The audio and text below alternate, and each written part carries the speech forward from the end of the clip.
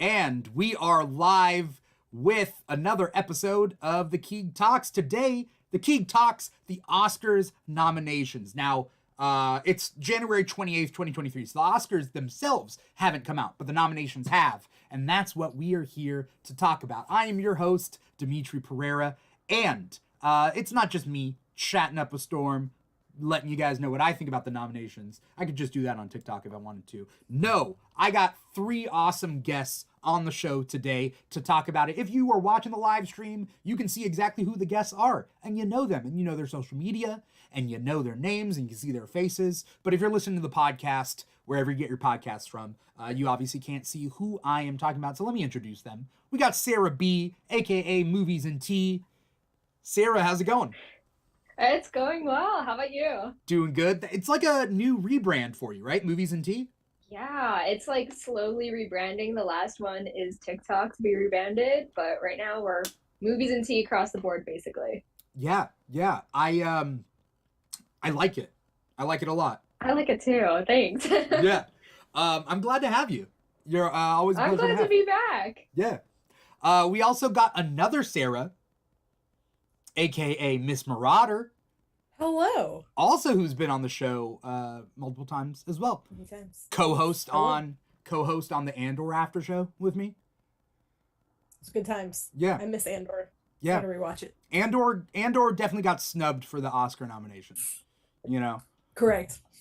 That's what I was rooting for, and no, but actually, no joke, it better win an Emmy. Does it count as an Emmy? Yeah. Okay. Yeah, it's nominated. I think it's nominated for something. Okay. Maybe a screen. It should be nominated for everything. That's all I'm saying. Yeah. That's Andor's been my biggest thing this last year, 2022. But if you want to hear more about it, check out the Keeg Talks episode 901, where we talk about the best of 2022. We also got on the show today, by the way, Mike, is it Collado or Collado? Yes, it's Collado. Okay, cool. Although I'll also accept Collado. Though when I said that as a child, strangers would get mad at me. Like, don't do that. You gotta say Collado. Like all the Latinos in the area, they'd be like, own the heritage. So right. Yeah. I'm from, like, LA adjacent area where they anglicize a lot of like the street names and the area names that are in Spanish, but then not. So, Michael Collado it is. Watch with Mike. What's up, man? I'm having a blast already. That's what's up. Hanging out with you. Thank you so much for inviting me. Do you feel like a lot of people don't believe what you're saying because it sounds sarcastic? Like, are you actually having a good time right now? Are you... Wow. This has been the story of my life, actually.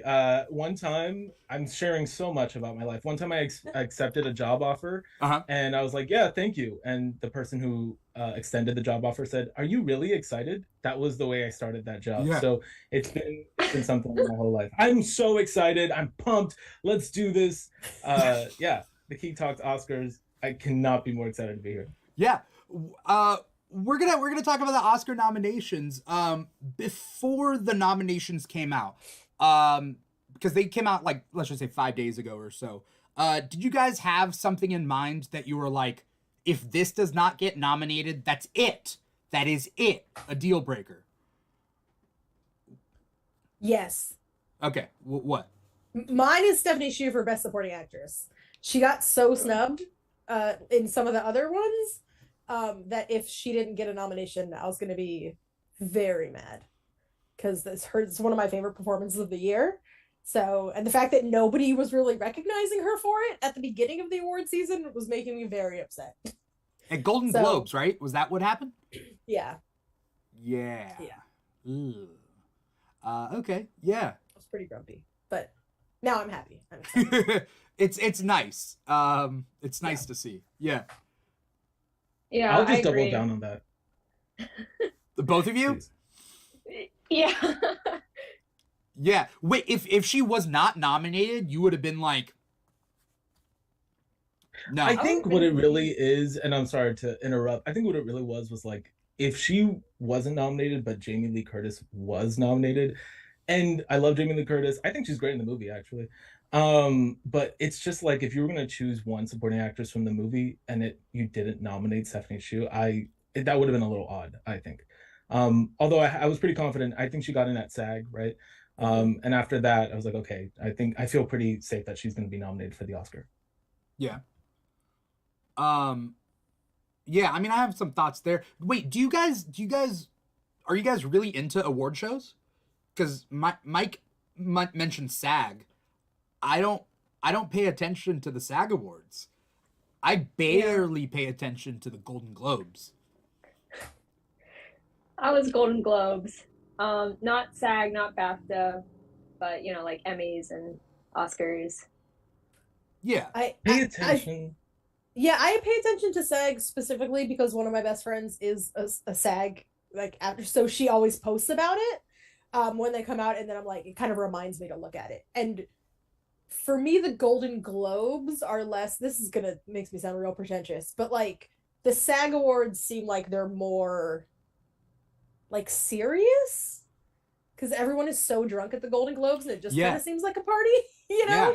So it's more the SAG Awards, I think, like the Golden Globes are for people and the SAG Awards are for the union, film, right? Yeah. I feel like because it's more actor related, it's like a better idea of who's going to go to the Oscars. Yeah, that's the thing. Like, I wouldn't say I pay a lot of attention to these award shows, although I'll probably watch the SAG Awards. It's just that the voting body, the overlap between SAG and Oscars, there's a lot of overlap, I would imagine, considering their actors. The Golden Globe is just 100 journalists, like international journalists. So that doesn't really, even though it is a precursor to the Oscars, doesn't tell you as much as the SAG Awards will tell you, you know? I was about to say the SAG Awards are February 26th of this year, and the Oscars are March 12th.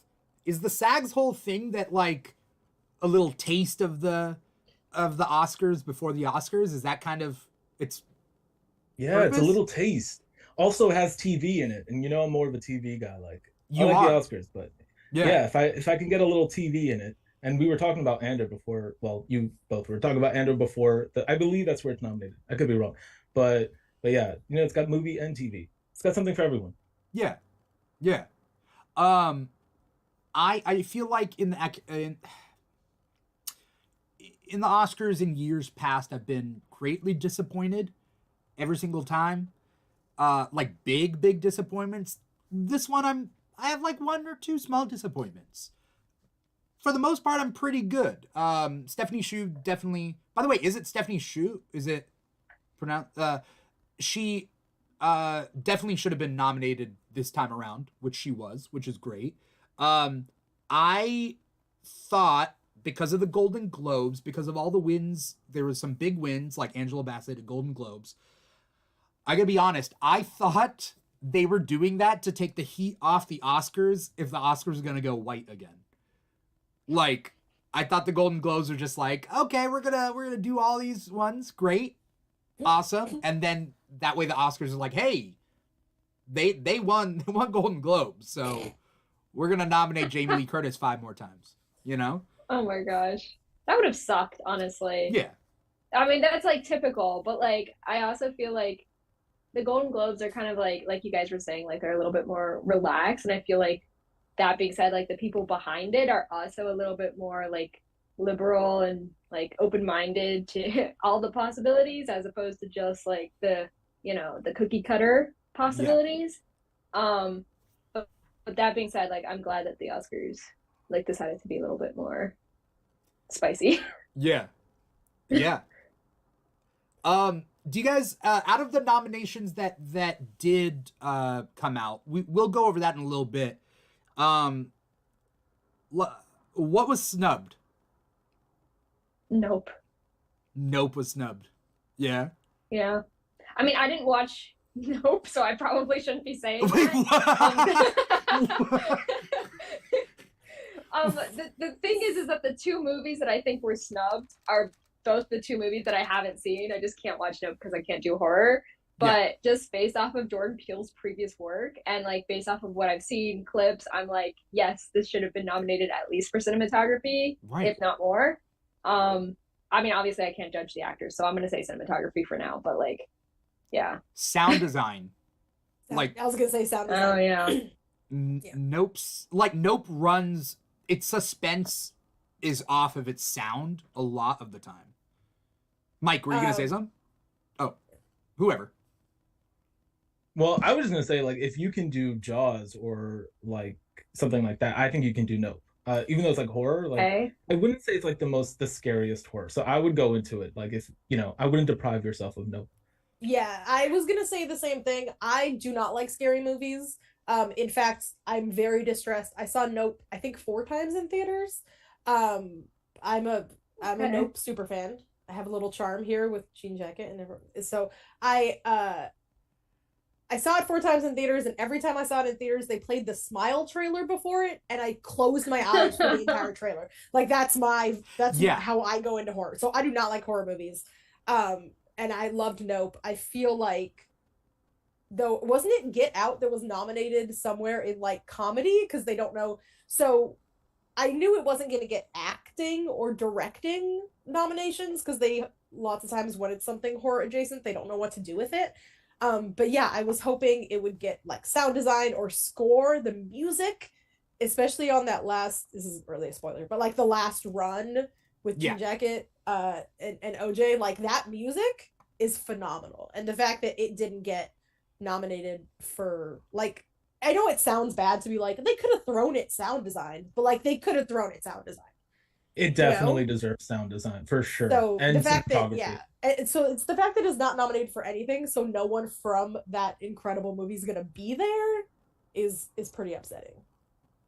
I also think that Keke Palmer deserved a supporting actress nomination. I mean, the supporting actress nomination, supporting actress category was pretty stacked, but I love that performance. I think she's like really dynamic in that role. So Nope for many categories. Nope was really good. Again, it's one of those things, like, even if they're gonna snub it for Best Picture, fine, but like, not fine, but but yeah, there are other categories. But yes, Get Out was nominated for Best Motion in Golden Globes, Best Motion Picture, Musical, or Comedy. Just like The Martian. The Martian was also on The Martian's year, submitted as a comedy. It's a laugh. So funny. I also personally, one of the biggest snubs for me is Nobody Like You from Turning Red not getting a nomination for Best Original Song. That song is a banger. They did a live performance of that song. I don't know if you've seen that video of like Sandra Oh like just busting it down to that song. It would have been so fun to see a live performance. It's a key element to the movie, which is nominated for Best Animated Feature. The song is genuinely good. I don't... And someone, I think I made an angry TikTok about it, and they were like, it's not what the Oscars want. And I was like, I don't see how it's any different from like, We Don't Talk About Bruno. It's such an important part of the movie, and it like captures the boy band like thing perfectly. And I think it's a great song. Again, I'm biased because probably my biggest expertise is animated film because I have a 6-year-old. But I've heard it close to 3,000 times. I'm still not sick of it, so I can't believe it didn't get nominated. I never finished Turning Red. It wasn't Turning Red's fault. I watched certain movies with my mom, and then sometimes we hop around sometimes, and if there's enough time between like when we stopped halfway and then picking up something else, we sometimes forget. So I will end up having to watch. That's a hard movie to watch with your mom, like emotionally. Turning Red. Yeah. Yeah. It's about mom. I haven't watched Everything Everywhere All at Once with my mom either. I almost invited my mom to go see it with me the first time I watched it, and I was like, I dodged a bullet there. Yeah, I would never invite, especially since my mom is like, South Asian and like is like has raised me like in an Indian household, in an Indian Jewish household. I think if she went to go see it, she'd be like, see, look at that. This is the same cultural dynamic. You shouldn't be complaining. Yeah, it would have been bad. She's Well, like, I Evelyn did nothing wrong. Like, she's never made a mistake in her life. I watched it with my mom at home as the one person here who did, and it was a great experience, and she loved it. So, but then again, it was a very strong daughter-mother dynamic, so maybe Yeah. maybe I dodged a bullet too. Full disclosure, my mom did try to watch it with my dad, and she fell asleep halfway through. Because she asked me if it really ended with the mom dying. And I was like, no. Nope. Not at all. But my mom is known for falling asleep. That's kind of her thing. She'll want to put a movie on and then fall asleep. Yeah. So that's my dad. My dad falls asleep during movies. That's been my biggest like reservation with Everything Everywhere All at Once. It's weird. It's weird. Yeah. So it's not a real cut and dry best picture because it is weird. So that's been my only concern. I'm surprised it found traction because in a year with 2 multiverse movies, like it was the better one. Everybody's talking about Everything Everywhere All at Once. That's wild. Yeah, it's the best. If we're talking multiverse movies, I mean, Multiverse of Madness, don't get mad at me if you love that movie, but I feel like that title was actually kind of a lie. You could probably call Everything Everywhere All at Once Multiverse of Madness and it'd be much more accurate. Yeah. But yeah, you can't argue with, well, maybe you can, but you can't argue with it being the better movie. Yeah. Yeah. Doctor Strange could have been Everything Everywhere. Doctor Strange, Everything Everywhere All at Once, and then Everything Everywhere All at Once is Multiverse of Madness. It's fun. It reminds me of when people talk about Daredevil versus Batman, that if you have a billionaire that is leaping from rooftops with expensive gadgets and another guy who has the superpower of echolocation and he's blind, which one should be Batman and which one should be Daredevil? That's fair. Yeah. So you broke my brain there, actually. Well, never thought about that. I have a couple more snubs if we're still on. Yeah, let's talk snubs. Yeah. So one of them actually is like no women directors got in, which was kind of shocking considering I believe the last 2 years, 2 women won in that category, and then they were just completely shut out this year. But really, the biggest snub for me might actually, or at least one of the biggest snubs for me might actually be RRR in Best Picture. This was the year of maximalism, right? And there was so many, like Elvis made it in, Avatar made it in. What's maximalism?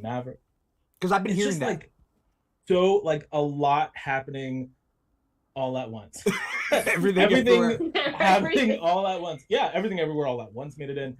And so it wasn't going to make it into the international category because it wasn't submitted, but I thought it had somewhat of a shot considering like how much goodwill it had built up throughout the year.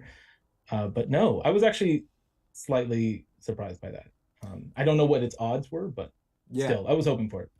Shout out to Jay Stubes. At least this is the first time I saw it, where she broke down how the foreign movie submission goes. Each country submits a movie to represent the country, and they only submit one. And India already submitted some other movie other than RRR. So RRR couldn't win Best Foreign Picture, which I thought it would have had the best chance there instead of Best Picture. But then Best Picture is a general thing, and a country doesn't have to submit specifically for that. That being said, foreign films don't necessarily win Best Picture. Foreign films that aren't European, and then I guess Parasite's the only one that won Best Picture that wasn't a European foreign film. There's a way the Academy treats European foreign films versus any other foreign film. And that has a lot of layers to it.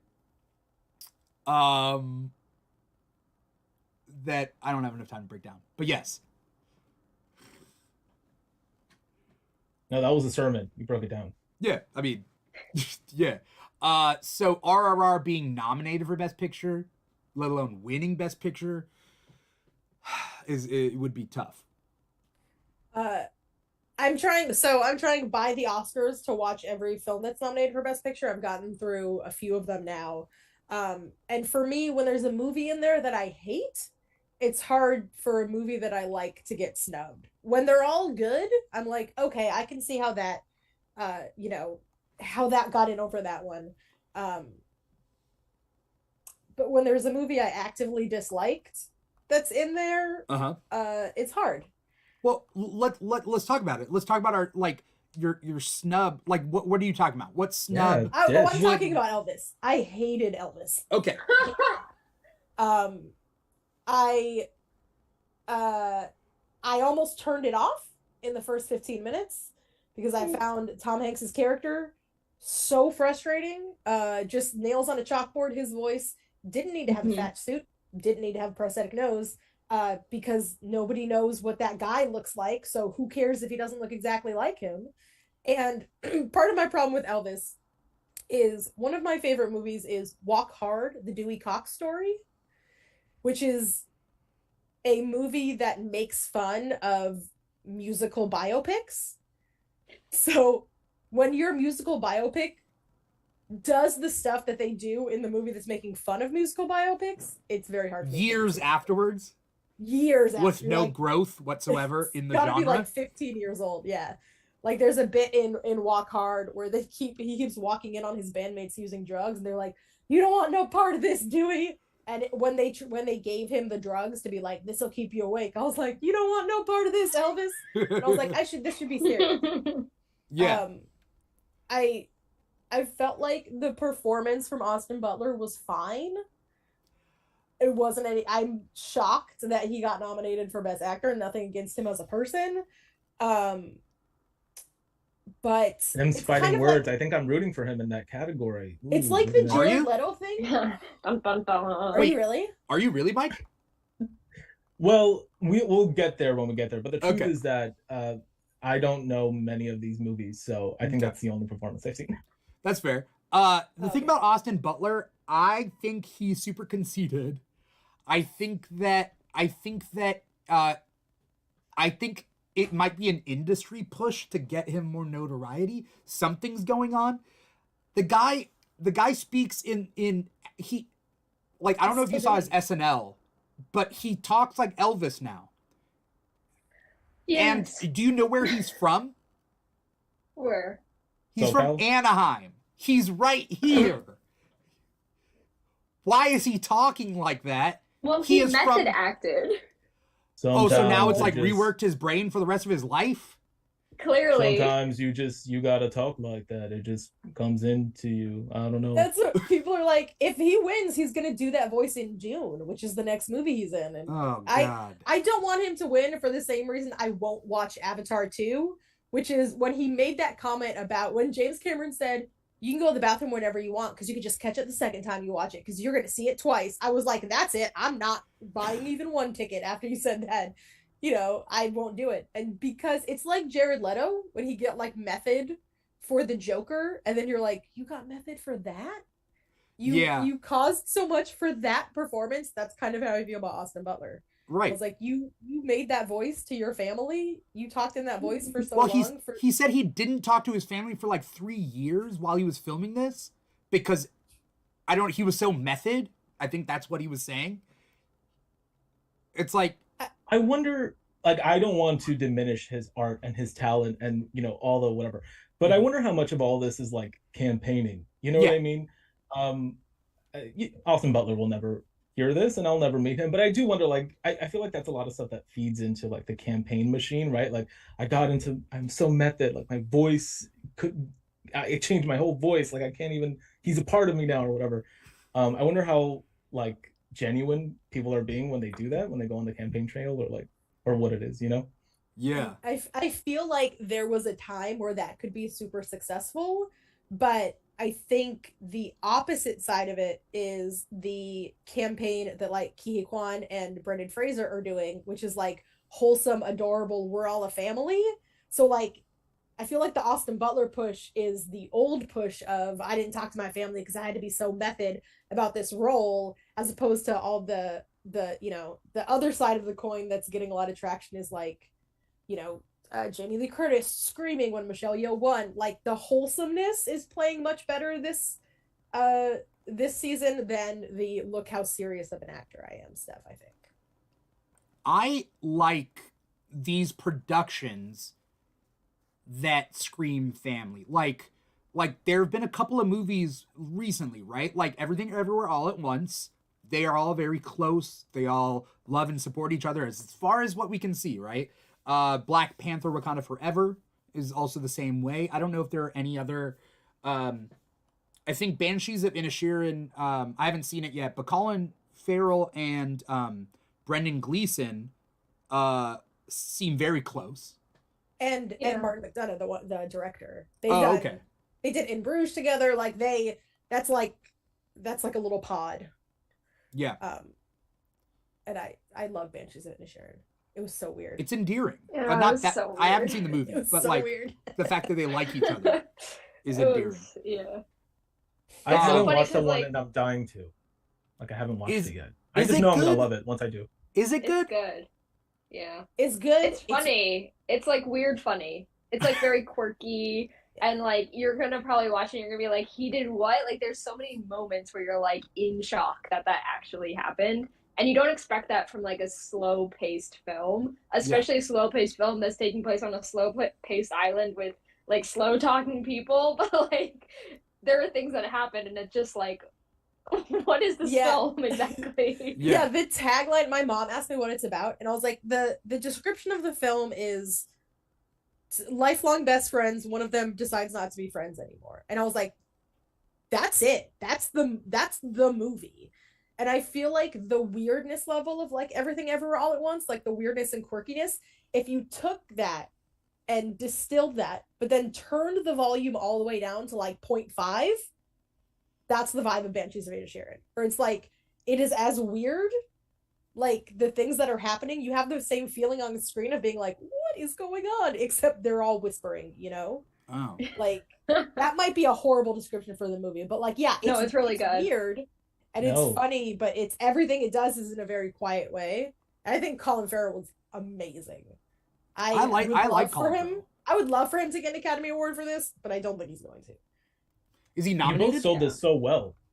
He's nominated. He's nominated for lead actor, and Brendan Gleeson is nominated for supporting, I think.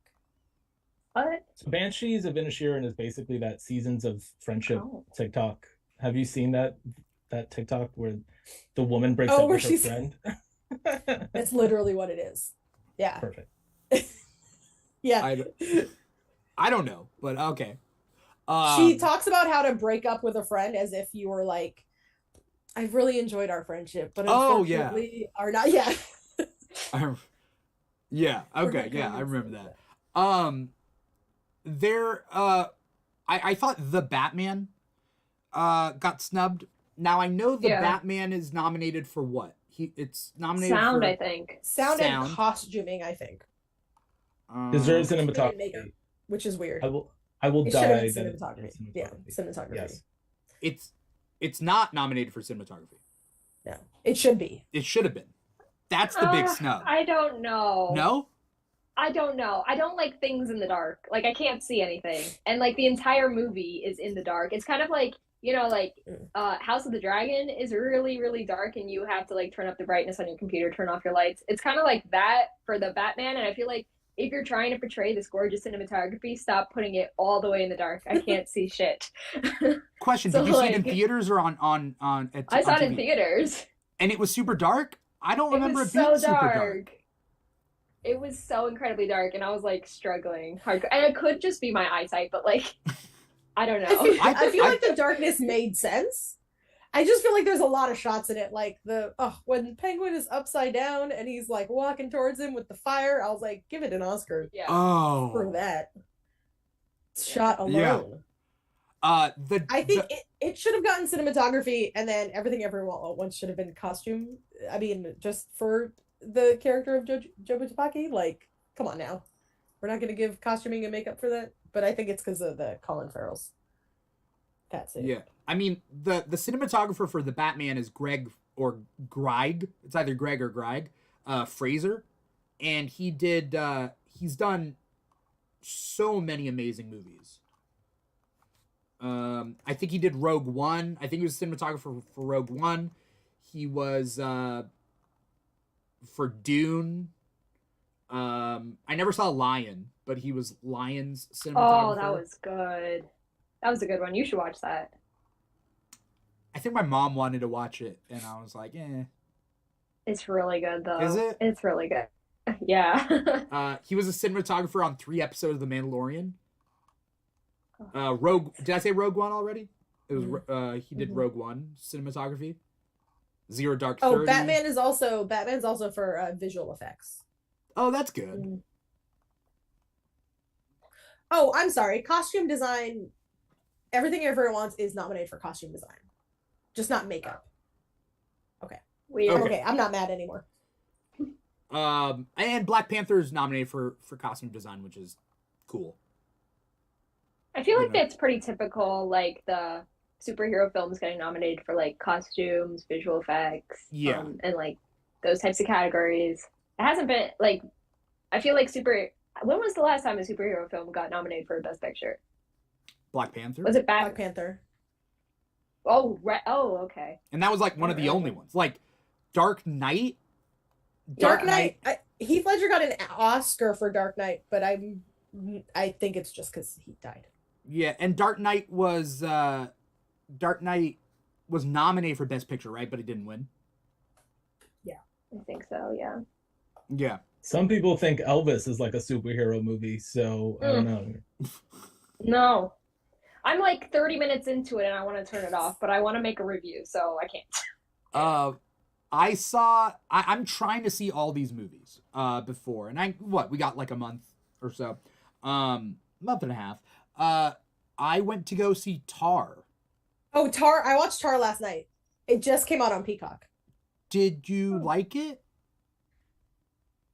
So the reason I wanted to watch Tar is because I want Michelle Yeoh to win Best Actress, but Cate Blanchett won at something. So I wanted to be at Golden Globes. So I wanted to be like, or no, I don't know. Critics' Choice. Critics' Choice.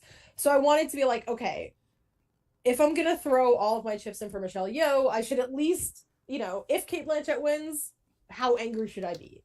I thought it was okay. Full disclosure, I did Google what happens at the end of Tar because I did not understand the ending. I thought the performance was good. I thought it was kind of it just seemed to me to be a very typical Oscar movie where it's like, it's a quiet story. Yeah. I think if it was about a dude, it probably would not be nominated for Best Picture because of the plot points in it.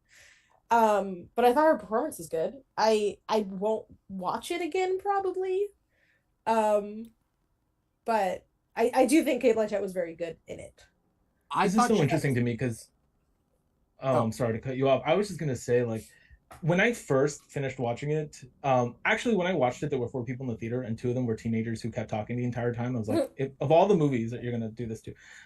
But when I first watched it, I was like, I can recognize that it was so good. I didn't connect so much with it, but I thought the performance was fantastic. I think the cinematography in Tar is also really good. But the farther removed I am from the movie, like the more and more I like it. And I plan to rewatch it. I think it's such a good character study. I think it's one of like the better like post social media type films. I think has a lot of great things to say. There's a lot of social media films probably like Everything Everywhere All at Once is a social media film to me as well. But yeah, how do you define that then? Well, what I mean is like Tar is about technically like a woman getting canceled or some of the things she's saying being misconstrued on the internet. Everything Everywhere All at Once is about a lot of things, but one of them is like just being thrust into different timelines or like algorithms. Like that's how I read it and how we become so distrustful of each other because we're all living in like separate realities that we have to like come together and bring kindness back or whatever the case is. I'm not explaining this well because I was not prepared, but anyway, I'm a Tar fan and I'm planning on rewatching it. Maybe not before the Oscars, but I do have to watch that one more time. Yeah. Okay, I'll watch it one more time. For me, this is a peek into my brain, is that the entire time, all I could think about was that Seinfeld episode where Elaine is dating a guy who's a conductor and he makes everyone call him Maestro. So like the ridiculousness of, and maybe it's because I don't resonate with classical music, but the ridiculousness of all of this is about a conductor was just funny to me. I was like your profession is, for me, so silly. I'm gonna get canceled by the conductors of America. But this idea of like how prestigious it was that you're summing it up as silly. I think that's silly. That's the funniest word. I wouldn't say silly. I don't think it's silly. I just can't connect with it, and I couldn't connect with the movie and the conductor stuff. I fell asleep a couple of times, and then I woke up I didn't sleep for long. I couldn't, and I can tell like Cate Blanchett was like really good at what she was doing, but I got halfway through, and then I turned to my friends. I'm like, I'm gonna leave. I can't. I'm either gonna fall back asleep again or just not enjoy my time. And I'm not sure whether that's indicative of the movie, whether I should give it another shot, or just like call it as it is and like move on to watch other stuff. Well, I can't tell you because I've never left a movie, not even during Cats. I've never left a movie either, except for this. I feel like maybe drink some coffee and then watch it, because it is very slow. It doesn't get more like exciting, but I liked the intricacies and like the subtleties of like yeah, that's when they like blast around social media. It's like, yeah, that is fake, but also you're kind of a bad person.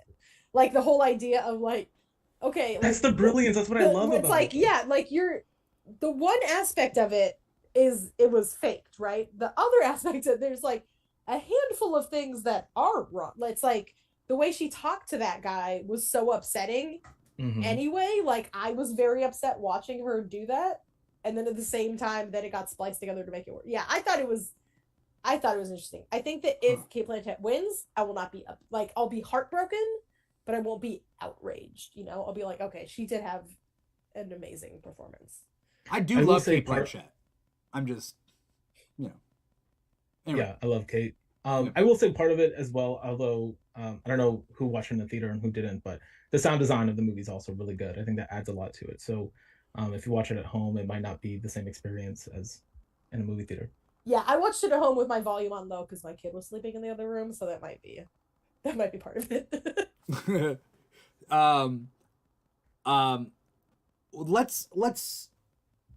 Let's hit these kind of things. I mean, we're talking about sound design. What is nominated for sound design? Avatar: The Way of Water, which I don't remember much about the sound. Like, I don't know.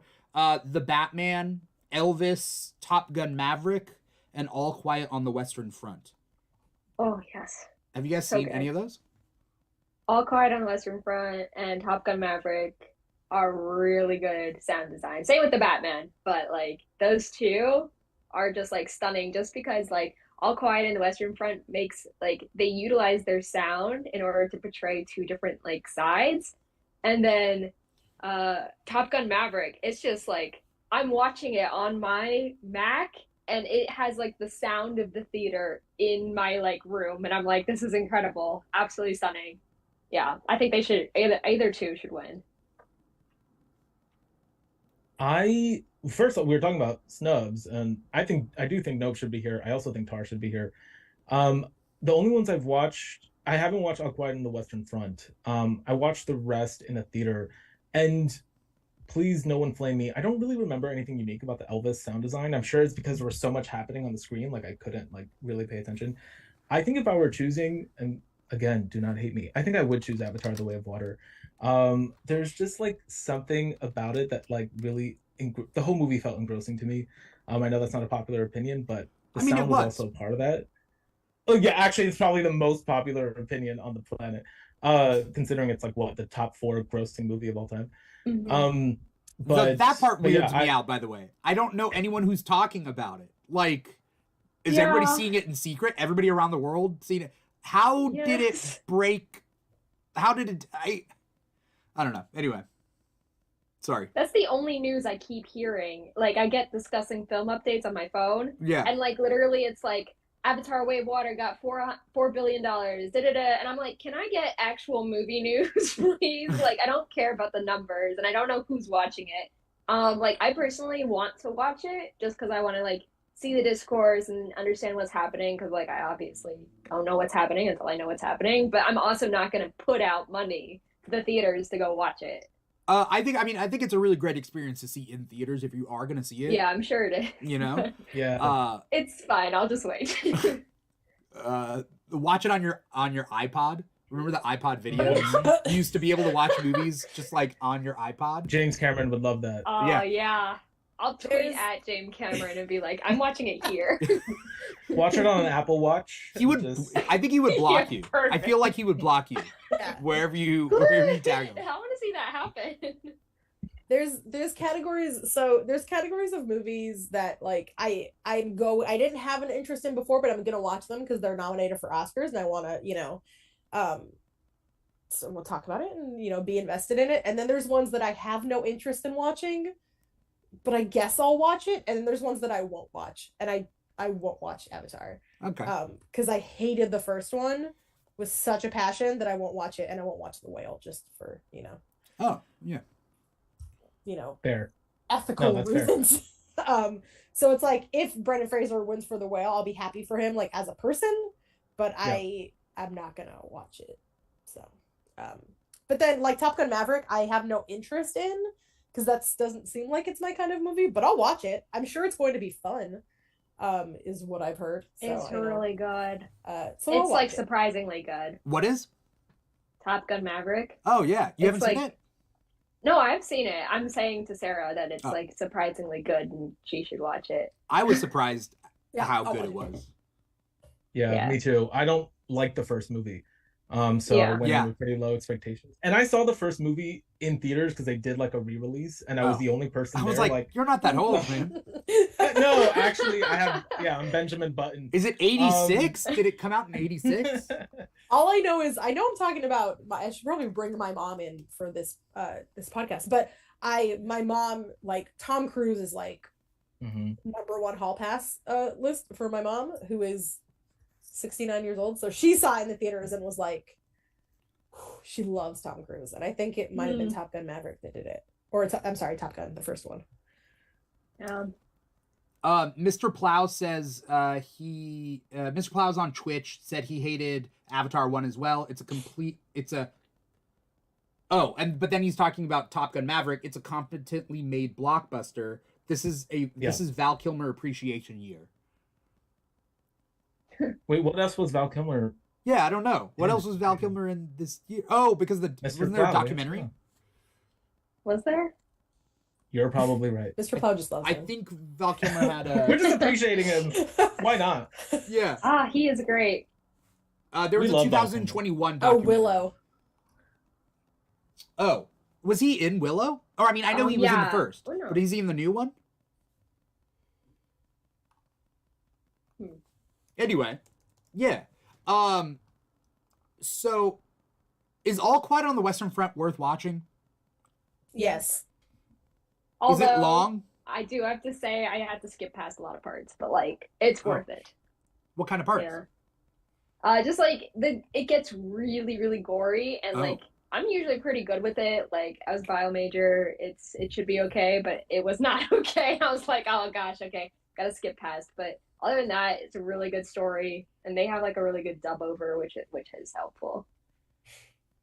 Yeah, it is long. It is kind of, it's not a real fun movie to watch, but like, when I was growing up, a lot of red flags about me, like, Saving Private Ryan is one of my favorite movies, and, like, when I was young, it was one of my favorite movies. So it was very, I like those types of, I like. Is that why you like Rogue One? Maybe. It's the Star Wars, it's the Saving Private Ryan in space. Kind of, yeah. Oh yeah, maybe that is why I like Rogue One so much. Yeah. Yeah, I like doomed missions. Yeah, it's so sad. Oh. I'm like the amount of times that I openly wept watching some movies. I think that's why for me things like Elvis, I'm so like ugh, because there's a lot of movies this year that affected me really strongly emotionally, and for me it's like I'm gonna prioritize those always. I wept during Everything Everywhere at Once, Turning Red, Marcel the Shell with Shoes On, multiple times. let's talk animated. Let's talk animated because yes. I thought this was an interesting year for animation. It was Especially good year. Yeah. I'm gonna read out the nominations, and then I do want to know if anyone had any snubs for this one. Nominated for animated feature film, Guillermo del Toro's Pinocchio. Keep in mind there was 3 Pinocchios that came out in 2022. Mm-hmm. A Pauly Shore one, a Tom Hanks one, and the Guillermo del Toro one. And there should have been a 4th. There should have. Okay. Tom Hanks is double nominated at the Razzies for his role in Pinocchio and his role in Elvis. Oh, all right. I hope he wins both of them because they're equally bad. We got Marcel the Shell with Shoes On. We got Puss in Boots: The Last Wish. We got The Sea Beast, and we have Turning Red. Yeah. What else came out this year? I have seen all of them, and I loved all of them. Strange World, I think, came out this year. That was the other. Oh yeah, that was good. Joint that was doomed from the start. I don't think it would have been nominated either, even if like I liked it, but it wasn't. Me too. It was okay. And Buzz Lightyear, I don't think it was snubbed, but it did come out last year. Yeah. Yeah. That's all. Yeah. What else? Or it was just Lightyear. Sorry. Wendell and Wild came out, Mm-hmm. which was also stop motion, which I liked, but I wouldn't put it in here above anything else in here. I accidentally watched Disney's Pinocchio with Tom Hanks. And when I say accidentally, I literally mean accidentally, because I was not supposed to watch that one. But I ended up watching it, and it was terrible. Which one? Truly awful. Disney's Pinocchio live action. Oh, yeah. It's really bad. The Indians? Bad Guys? Rise of Gru? The Bad Guys came out last year? Oh. Did The Bad Guys come out last year? Time is funny. I liked The Bad Guys. I saw it in theaters. I would put that, I think the fighting for that would be the Sea Beast and the Bad Guys. I think those ones is like a coin toss to be nominated. Because I think they're of the same caliber, maybe. Yeah. Also DC Super Pets. It came out. I don't know if it should be nominated for an Oscar. But both of those movies have the guinea pig being the bad guy. It was a bad year for guinea pigs. Oh yeah. I'm looking at literally a list of animated movies. Minions: The Rise of Gru. Did that one come out yet? That one came out last year? It did. Okay. I wanted to see it. I didn't get to see it. It was fine. It was fine. It's perfectly enjoyable. I don't know if Lyle Crocodile would get in at the animated. Because it's half animated. It has a CGI alligator. Yeah, but I don't know whether that does that count? Because I think the big argument is Marcel, if that should count as an animated picture or not. If they would have nominated it for Best Picture, I would have been happy because I thought it was truly delightful. Marcel the Shell. Yeah, it was incredible. I want to watch it. I feel like I'm gonna bawl though. Like, is it one of the you're gonna cry like nonstop throughout the movie? I did. Definitely, like during the last 30 minutes, like I was not prepared, and I'm not a big crier, especially when there are other people in the room. But like, I just couldn't stop it. Like, I was dehydrated by the end of the movie. I needed to go get an IV. It was really good. I also think it depends like where you are in life. There's like, it's really family heavy film, specifically like grandparent type of film, and it was the perfect movie to watch at that time in my life. Like, it really resonated with me. Yeah. I think Pinocchio is gonna win, but if it were up to me, it would be Marcel the Shell, and it would be in Best Picture as well. I thought it was phenomenal. I think it's such a major achievement. I really love the movie a lot. I want to see all of these. Marcel the Shell, it was a combination of like that sound came out of me a lot, and then a lot of crying. But also, my grandmother recently passed away, so that is a big part of it. Yeah. But yeah, I thought it was amazing. But I also think that Puss in Boots was genuinely a very good movie. I tragically don't think that Turning Red has a chance, even though I love Turning Red. The thing with Marcel is I watched it with my daughter, and she also really liked it. So for me, with Best Animated Feature, I feel like not necessarily that kids have to like it, but the whole idea of like Puss in Boots, I feel like is not gonna win because like it's not like the caliber, but like it's incredible. It's a phenomenal movie. Everything about it is good.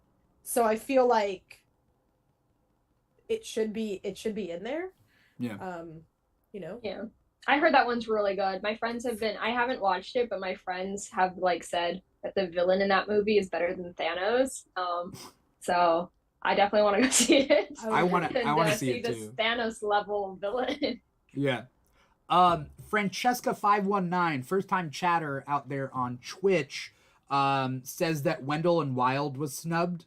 Francesca says, I would say Wendell and Wild is of the same caliber, but animation is so strong this year. I agree. It's not necessarily better than what was nominated. I mean, these are strong choices. It's like it's a light snub for sure. I feel like a lot of time animated feature nominations are like scraping the bottom of the barrel. They're like, there's two big ones that came out, and then they're like, I guess, like, what else came out? You know, it's always like, I guess we'll throw Minions in there. Like, that's always what it is. Like 3 good movies and then 2 that were also movies. Yeah. You know? But if DreamWorks was gonna submit one, it should have been Bad Guys. Oh wait, no, but DreamWorks did Puss in Boots. Never mind. You know what I mean. Yeah. Not Minions is what I'm trying to say. Yeah, yeah. Can I be a hater for a second? Yeah, be a hater. I think Puss in Boots is fine. It was fun. It was cute. I think it's a little overhyped. I'm just gonna say that. Check back in when you watch Puss in Boots. I think it's like a very serviceable story, but like the animation is incredible. And I, had a good time, but slightly, and I'll only say that between us. It stays safely within us. I have bad safely news about live in public. Mike doesn't know how live streams and podcasts work. Okay. I understand, just because of like the TikToks that I've seen about it. Like in my life as a parent, I have watched a lot of very bad children's movies. So I would go again to see Puss in Boots. I would not go again to see Lao Lao Crocodile. No, not or that. Minions Rising Yeah, Gru, So when I watch a movie like Turning Red or Puss in Boots or Marcel the Shell with my daughter, and like if she wants to watch it again, I'm like, heck yeah, let's watch it again. So I think it was just so surprisingly good, because I don't think people felt this way. I think it's because the expectations were on the yeah same. It was like subterranean for me. So yeah, you know what, Puss in Boots hype is actually perfect. Never mind, I take it back. Mr. Plow says the Addams Family animated movie was awful. Was that 2022? The one where they go on vacation? I don't think so. That's the vacation one, right? Not the first one. There's a second one. Oh. Well, considering the fact that none of us know about it and no one's talking about it, I don't think it would be that good. That's actually my favorite movie. No, I think it's 2021. That one's 2021. Oh, okay. The Addams Family 2. Interesting. So we're talking about animated feature film. What are some other categories that you guys are really like?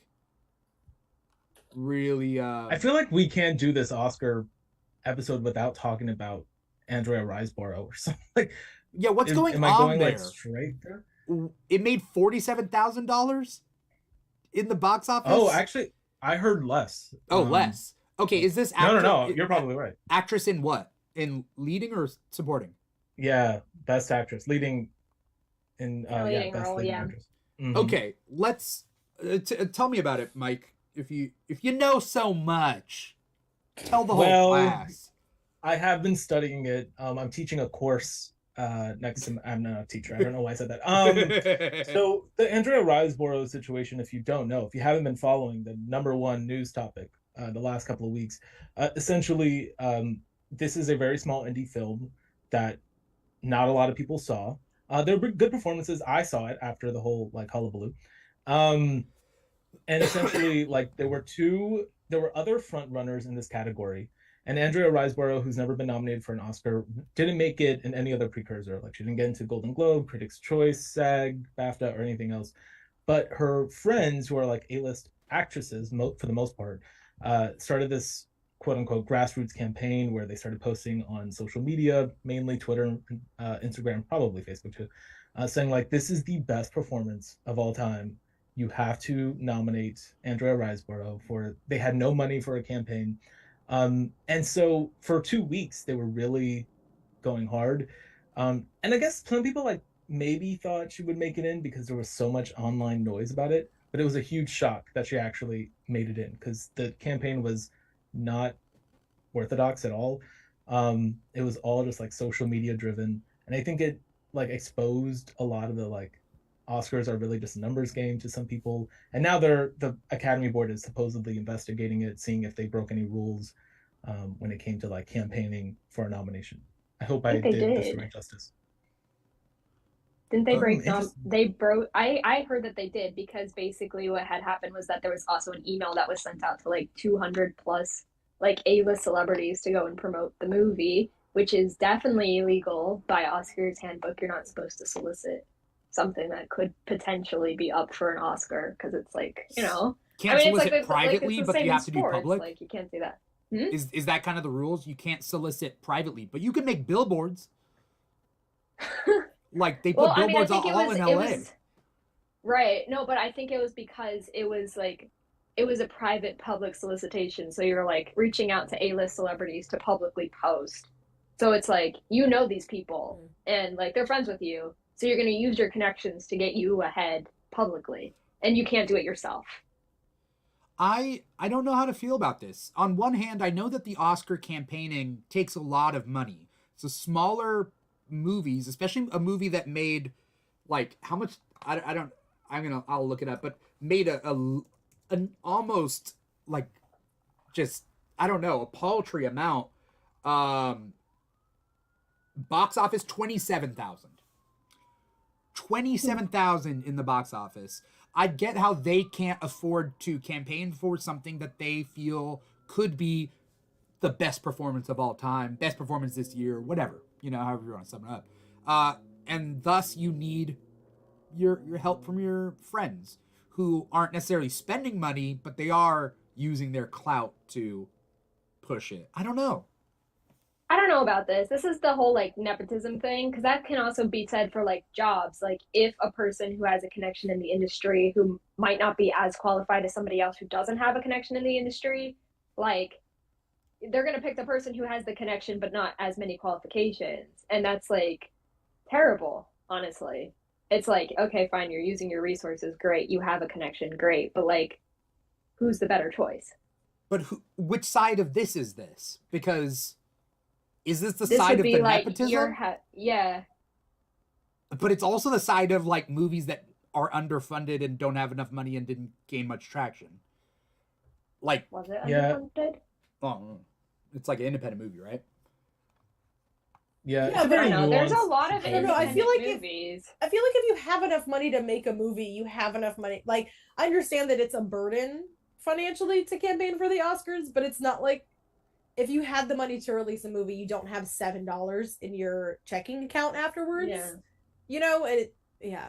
And I also think, someone put in the chat grassroots. I think the idea of like having millionaire movie stars send an email is a grassroots campaign. But like as far as the Oscars, it's like I don't know anything about the process of the Oscars, but yeah, it seems I don't know. Also, I haven't seen that movie, so I don't know. Yeah, I looked it up. It was made for less than $1 million, which is near unheard of in modern day. And it took in 27,000. So I think there's just a lot happening here. Like the rule specifically, the fact that it was like, hey, vote. Like, did these people even watch the movie? We don't know. It was sort of like, we only need a couple hundred people to place her first in order for her to get in. The fact that like it's documented, someone posted that on Instagram, so there's an email that's been exposed, that kind of thing. I think also there's the fact that Viola Davis and Danielle Deadwyler had gotten into other precursors. Yeah. And though like it's really, honestly, I'm just gonna say it's really shitty that like this is sort of falling on Andrea Riseborough. It's not like technically her fault in that way, but the what it's perceived as is like she shut out these two Black actresses who've been getting in, who put in like this, I don't want to say the work, but like had so much momentum and then like got shut out of the Oscars. That's what it's perceived as at this moment. I forgot about Viola Davis and Danielle Delweiler. So the five that are nominated for this actress in leading role, right, is Cate Blanchett in Tar, Ana de Armas in Blonde, Andrea Riseborough in To Leslie, Michelle Williams in The Fablesman, and Michelle Yeoh in Everything Everywhere All at Once. Yeah. Any thoughts about the other? I haven't seen Blonde. Bizarre. Blonde is bizarre. Like What is the discourse around this? I have no idea what's happening, and everyone's like outraged. I don't know why. So, from what I understand, I have not seen the movie because the initial response to the movie is that it's disgusting. Like, disgusting and disrespectful to, like, the idea and memory of Marilyn Monroe, that, like, can't we let this poor woman rest without, like, I definitely think there's a part of it where, like, her aborted fetus talks to her. Like, it's a CGI fetus that's like, don't abort me, Marilyn. What? Yeah, like, just, you know, and it's one of those, it's not a biopic, but, like, it kind of was pushed. It's about a book about Marilyn Monroe that's a fiction book. So it's, like, very, like, exploitative of her. So the fact that the movie is so bad, like, maybe her performance is really good in it, but if the movie itself is disgusting and, like, deplorable, it was a weird choice. Yeah, it sounds weird. Exploitative. It was, like, almost rated at NC-17. No, it is rated NC-17. Oh, it is rated NC-17. And it's on Netflix. Okay. That's terrible. Francesca 519 says the Ana de Armas nomination is hilarious. Francesca also says they made shit up for Blonde, like sexual assault. Yeah, it's based on a book that uses a real person and puts them in fictional situations, which is ugh. Yeah, I feel like then by nominating her, they're normalizing that, which is, like, not good. Yeah. Well, also the movie was nominated for a Razzie, whether or not you take the Razzie seriously or not. But, like, the idea is that the movie's not good. Why is Ana de Armas nominated as Best Actress? Are you telling me, like, she's just she does the performance of her lifetime in the worst movie of the year? Mm-hmm. Like, it could happen. If it's like, you know, you had this amazing performance and it's even made better by the fact that the movie itself is so bad, you know. Yeah. I don't know. I mean, I don't know what people think of The Eyes of Tammy Faye, but I didn't care. I thought the movie was fine, but I thought Jessica Chastain in it was so good. She won last year, so I was happy with that win. I haven't watched Blonde. I don't think I will, but you know, it could happen. You know, maybe she's just that good. I don't know. But Eyes of Tammy Faye was it considered the worst movie of the year kind of thing? No, it was middle of the road, right? For sure. Yeah, that's what I would say. Yeah. It's weird, but okay. I haven't seen The Fabelmans yet, so yeah, me. I didn't even know it was Spielberg. I feel like it was about Spielberg until later. I really like The Fabelmans, and I think people are like, there's no in between on Michelle Williams' performance. Either people really dislike it because it was so over the top, or people, and I'm gonna go on the record here, people like me who thought she was really good in this movie. I'm actually, like, when I got out of the movie and started seeing the online, like, 50-50 split, I was a little shocked by it. But I can kind of understand what people are saying, but I do think she's really good in it. So I'll just keep it there. All right. The only discussion that I've seen of her in that movie is that it should have been a supporting actress. Like, the fact that she was nominated for lead actress is weird. Mm-hmm.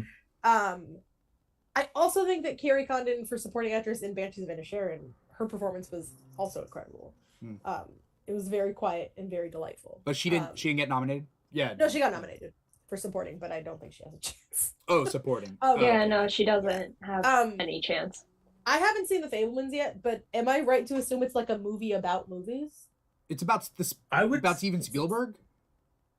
Yes and no. It's like I don't know how much of it is real, but yeah, it's like it is about Steven Spielberg's life. He doesn't like attach his name to, like, as far as I understand it, his family's name to it. But yeah, it's about, I wouldn't say it's a movie about movies, even though it is. It's like a movie about a family that's like going through some sort of dysfunction, and a kid who's trying to make sense of it through art. The art just happens to be filmmaking. Um, I thought it was really good, very quiet, very understated in some way. Not Michelle Williams' performance, depending on who you talk to, but like I really enjoyed it. Steven Spielberg, he can direct a movie. Like, I was so shocked about that. I've never heard of him, but I hear he's good. I hear he's good. Yeah. I feel like I'm going to like it. I did the AMC theaters used to do like a 24-hour marathon of all the best pictures, where you would go in at 9 a.m. They would start playing the movies, and it ended at like 7 a.m. the next day. Wow. It was a delightful experience. I went with my best friend. But that was the year that I think Hugo and The Artist and Tree of Life, like, those were the movies. Oh. And that one movie about 9/11, which was the last one when we were all sleep deprived, so that was weird. But that was the year where it was like, we like movies about movies. And I was like, I like Hugo is my number one like movie about movies. So that's what The Fabelmans I think is gonna have to go up against. Where that's the vision, is like kid going through a thing in his life, uses movies like as an outlet. So I'm sure I'll like it. But because it has won something, right? I have no clue. Has actually. it?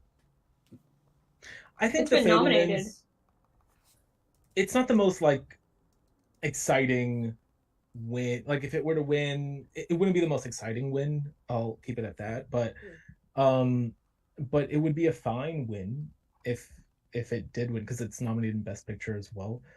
But it wouldn't be like, I'm not champing at the bit for it to take it. You know what I mean? Yeah. I'm trying to look up the awards for it, but who do we think is gonna win actress in leading role? Michelle Yeoh. 100%. You think she's gonna win, or you want her to win? Oh, both. Okay. Yeah, I think she gave a phenomenal performance, and like at the same time, she's also awesome in my eyes. So like, Yeah. I want her to win. I think she will win. I want her to win. I think Cate Blanchett will win. Yeah, same here. I'd be so depressed. Yeah, so I would not be upset if Cate Blanchett won, because I do think her performance in Tar is pretty great. But I am always one to like just the different notes that Michelle Yeoh and frankly everyone in that acted in that movie had to hit. I feel like that is more impressive than doing one note the whole time, which is what Cate Blanchett did. Like, her character didn't have any development. Like, she had to deal with the consequences of her actions, of her being a dick, essentially. Like, but not very, it was only the very end of the movie. But Michelle Yeoh, like, there's so much depth to her character. Her character is so dynamic and had to go through so many different like changes in that movie and all the different versions of herself she had to play. So I feel like, you know, as someone who did acting in high school, obviously I know a lot about this, but like being able to play the comedic moments and the serious moments, and, you know, the relationship between her and Stephanie Shu's character, like, and her and Ke Kwan's character, like, it was more impressive to me than Cate Blanchett's performance. Like, Cate Blanchett did good in a much more serious movie, but she didn't do as much. Yeah, that's what I'm gonna say. Cate Blanchett's performance was as good as Michelle Yeoh's performance, but Michelle Yeoh had more to do. Francesca in the comments says her performance is the most dynamic. Yeah, that's what I was about to say, was that it's the most dynamic. I totally agree. The thing that I will give Cate Blanchett for, and obviously I'm the Tar fan here, I mean, #1 super fan, is like the whole movie hinges on her performance. You know what I mean? There are other people in it, but if she weren't as good, I don't think the movie would be as good. Like, I can't, you know what I mean? I can't picture anyone else but Michelle Yeoh in Everything Everywhere All at Once either, but I also can't picture anyone else other than Cate Blanchett playing that role. I think she's really good. I think that there's like two types of people who go like, it should be the best performance of the year and it does not matter. But I feel like that always happens when it's like a white person who could be winning. Not to delve into that too much. Yeah. And this would be like Kate Blanchett's third win. You know what I mean? I think a more exciting win would be Michelle Yeoh, of course. It would be historic. And it would be well deserved. I mean, she gave a fantastic performance in in that and movie. she just had a long and history career, right? Yeah. Let's move. We're not gonna hit obviously all these categories, but I want to actor in leading role. Oh, what's that? I was gonna say the Fabelmans won for best drama at the Golden Globes. Okay. Yeah, okay, that's what I was thinking of. Actor in the leading role. I have no idea. I've not seen any of these movies. Here's what it is: Austin Butler in Elvis, Colin Farrell in The Banshees of Inisherin, Brendan Fraser in The Whale, Paul Mescal in Aftersun, and Bill Nye in Living. Yeah. I mean, I personally have only seen The Banshees of Inisherin, and I've watched a little bit of Elvis so far.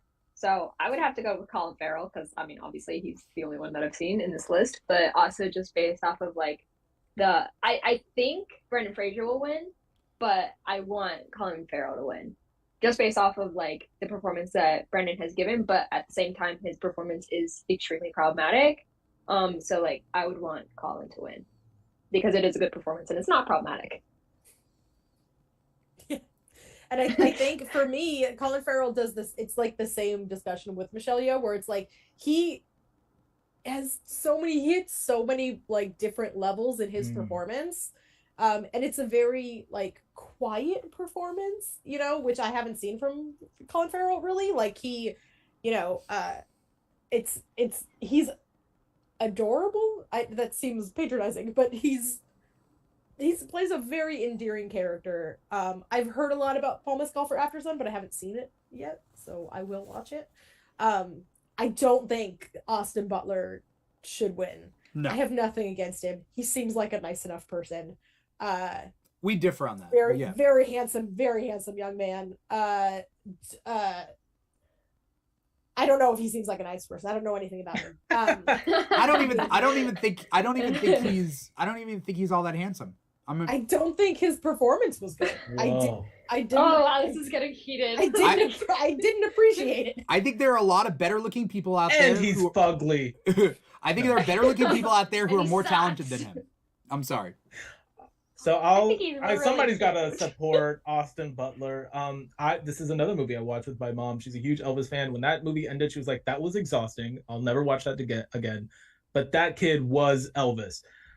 So there's something about that performance, and I agree. I thought it was really good. I haven't watched Banshees yet, even though I will, nor Living. I haven't watched The Whale. Huge Darren Aronofsky fan, so I will, even though I'm not looking forward to it for the same reasons that Sarah doesn't want to watch it. But Paul was really good in Aftersun. I'm not sure if people have watched it here. It's just such a like nuanced and subtle and like great performance. I really enjoyed that performance a lot. So I would be very excited if he took it as well. I want Brendan Fraser to win because I like Brendan Fraser as a person, and I think that Hollywood like messed him up and iced him out, and like I want his comeback, just like Keeg, like you know. So this is what I'm gonna say. This is potentially controversial for someone that has multiple T-shirts with Brendan Fraser's face on them and has a mummy bumper sticker on my car, that I get honked at for a lot, which is delightful. I think that his comeback is solidified by the fact that he went from where he was to being nominated for an Oscar. He won at the Critics' Choice Awards. I think he does not need the Oscar for this clearly kind of the movie. Like, I don't think we should give this movie an award, just as someone that is in the fat person sphere. I think it's fucked up. I don't think it should get, you know. But I think he's done it. I think being Oscar nominated is, I think that is the achievement. Not to be like, you shouldn't ask for more Brendan Fraser, but I feel like he's done it, and he has. Whereas with Ke Kwan, I feel like his performance is good enough. And again, I haven't seen The Whale, so maybe it is that good. But I feel like his performance is good enough that it is incredible that he's Oscar nominated, but I think he deserves to win it. Quick question, just because my own understanding of it. Is it the movie / story that shouldn't have been made, or the casting of Brendan Fraser in that role? The movie should not have been made. Oh, okay. I've read the play. Yeah. And it's and the play should not have been made. The way that people, for me, the way that people are taught that, like, the reception to Blonde, where it's like, wow, that was disgusting. I feel the same way about The Whale. Okay. But that's just because maybe that's. And it's also like fast suits are so outdated. I don't even. They did that in Matilda as well, and I was like, you could have just cast a plus size kid to play. It's just weird. But whatever. Kind of like they do on the Broadway musical. Like yeah. in the Broadway musical, but instead they put like a pillow under his shirt. Yeah. I know next to nothing about The Whale. So that's why I asked. Francesca also says in the same camp as Blonde. That's what Francesca says out there. So yeah, I think having these films like win, whether it's like best actor or best actress, like again, like you're normalizing that to occur again in the future. And I feel like I mean, like, I love Brendan Fraser, like he's an amazing actor, and I just wish he was nominated for maybe something else for this Oscar season. I mean, I know he wasn't in anything else, but like, you know, if he was. Yeah. Okay. And also the fact that, love him to death, but the fact that he said in his Critics' Choice Award speech, this, you know, for anyone who's struggling with obesity, I was like, Brendan, don't do that. Don't say that in your award speech. But then they have the audacity to be like, this movie doesn't demonize fat people, and I'm like, have you watched your movie? I'm very passionate about it. I'm almost as passionate about Elvis. But that's another Mike's just thing. over here as like an advocate for Elvis. Tom Hanks has the fat suit in Elvis again for no reason. Yeah. Truly. Actor in supporting role. I feel like I'm trying to think of Ke Kwan all the way. I've only seen one of these movies anyway. We got Brendan Gleeson in The Banshees of Inisherin. Oh, we got good, Barry though. Kagan in The Banshees of Inisherin. We got Brian Tyree Henry in Causeway, which I love. Brian Tyree Henry. I need to watch that. Judd Hirsch in The Fablemans, and Ke Huy Quan in Everything Everywhere All at Once.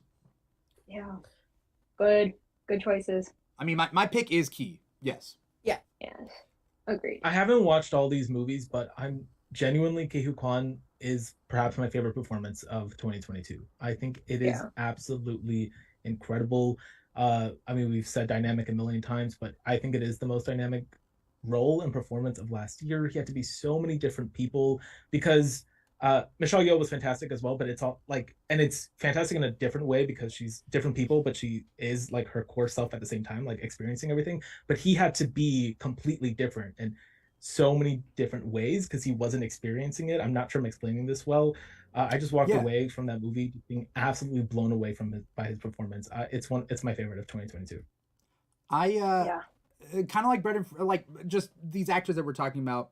But his story in real life is just like, I want him to have the win. I need him to have the win.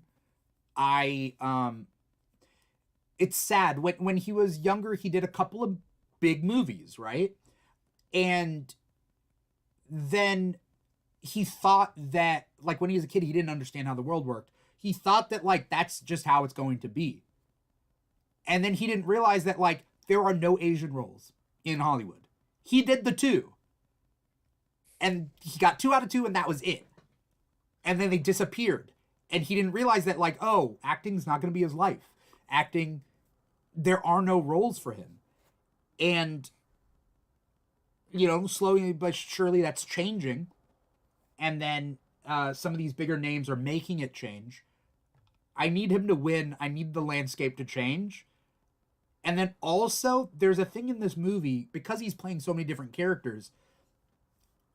In movies, normally people of color, they don't get to play archetypes, they get to play stereotypes, right? You don't have the cowboy, the astronaut, the cop, the whatever for people of color in movies. You have the one specific way they are. But like, just like white actors out there, cowboys, astronauts, cops, bad guys, and everything. The whole world is their oyster. I'm thinking about his role when he plays kind of how do you describe his character? The dashing kind of one in the suit in the rain. Yeah. Yeah, delivering the line of the century of I would have just liked doing laundry and taxes with you. It's so good. And like, he's dashing in it. He's so handsome. Yeah, like with he's like fanny pack is cool, but like that character himself, like he's showcasing so many different things. Yeah, he's like Disney princess, but not. Yeah. You got the nerdy side, you got the like 007 suave side, you got like things in between, and he's really the heart of the film as well, right? Like, so yeah, anyway, I'll stop gushing. Yeah, thanks for reminding me about that line, Sarah. So good. Like, I'm tearing up just when we were talking about Multiverse of Madness earlier, that was the thing for me where it's like the difference of the two movies can be boiled down to, in Multiverse of Madness, it was I love you in every universe or something. And it's like, okay, you got the point across. But in another universe, I'd really love doing laundry and taxes with you, is like, that's the difference. You know, that's the difference in the quality of the movie. Yeah. And also, that line made me cry, and I also cried at Just Be a Rock, which is wild. I was like, that's the best delivery of a line, and it's literally just a subtitle for a rock. Unbelievable. I need to rewatch that movie. His performance is it's back in theaters this weekend. I need to rewatch it. I need to go back. Yeah. His performance is really good. Honestly, he should win. I think Brendan Gleeson and Barry Keoghan both did an amazing job in Banshees. And I think that they're great choices, but I'm rooting for Key. I mean, I think, like you said, he would probably like be a propeller of change in this particular industry if he won. I mean, he already is, but like if he won, that would just kind of like stake his claim in. And then at the same time, he's worthy of it. Like, he 100%, it's not just that. He's like 100% worthy of this award nomination and of the win. He's just incredible. Yeah. If he had none of the backstory and was just like a solid working actor in Hollywood that gave this performance, he should still win the Oscar for it. Yeah, I agree. The other stuff's just a uplifting added bonus. Yeah. Actress in supporting role. We got Angela Bassett in Black Panther: Wakanda Forever. We got Hong Chow in The Whale. We got Carrie Condon in Banshees of Inisherin. Jamie Lee Curtis in Everything Everywhere All at Once, and Stephanie Hsu in Everything Everywhere All at Once. Yeah. There's a lot of doubles in a lot of these categories, like the same movie, multiple people. Yeah. I think Everything Everywhere All at Once and Banshees are like similarly decorated. I think Everything Everywhere All at Once is most nominated, right? And Banshees is like behind. Yeah, by like 2 behind, I think. Angela's taking it. That's what I think. If I were a betting man, I'm not, but I think she's taking it. It's going to be quite a show. I mean, like, this would be the first Marvel movie. It's the first Marvel movie to be nominated in acting category. And of course, DC films have been nominated in like acting categories. But Joker and Joker, right? Joker and Joker. Yeah. And it's the most surprising, like, she is the front runner. And I was surprised, not because she's not good in it. She's really good in the movie. I just never expected this to be like the case. You know what I mean? Because it is a Marvel movie. I'm going to be honest, who I don't want to win. I don't want Jamie Lee Curtis to win. Me neither. Same. She got nominated, great. But honestly, I don't think her performance... She was okay. Her performance was great for the 5 minutes of screen time she gets. Yeah, she didn't I really liked her, but yeah. like she's fine. Like she's a great actress. It's just like the amount of screen time that she had and like the amount of like content that she came out with, like was speaking to us. It wasn't like that much, and it also on top of it wasn't like that substantial. I think if it were between Stephanie Hsu and her, it's like 100% Stephanie Hsu because she had so many of these moments where she's like almost acting as though she's the lead actress in some moments. And I think that's like incredible that she could take hold of a scene and make it her scene in some moments. In others, obviously not. But like, yeah, because if Jamie Lee Curtis also wins, Stephanie Hsu does not for the same movie in which Stephanie Hsu was better. Yeah. You know, okay. She had more screen time too. Yeah, I think Stephanie Hsu's a long shot. I don't think she's gonna win. Yeah. I would love for her to win. Because her performance was incredible. But if Angela Bassett wins, I will be incredibly happy. Yeah. Her performance was incredible in Wakanda Forever. So I also think Carrie Condon was incredible in Banshees of Inisherin. I loved her character. She was fantastic. So I'm happy that she got.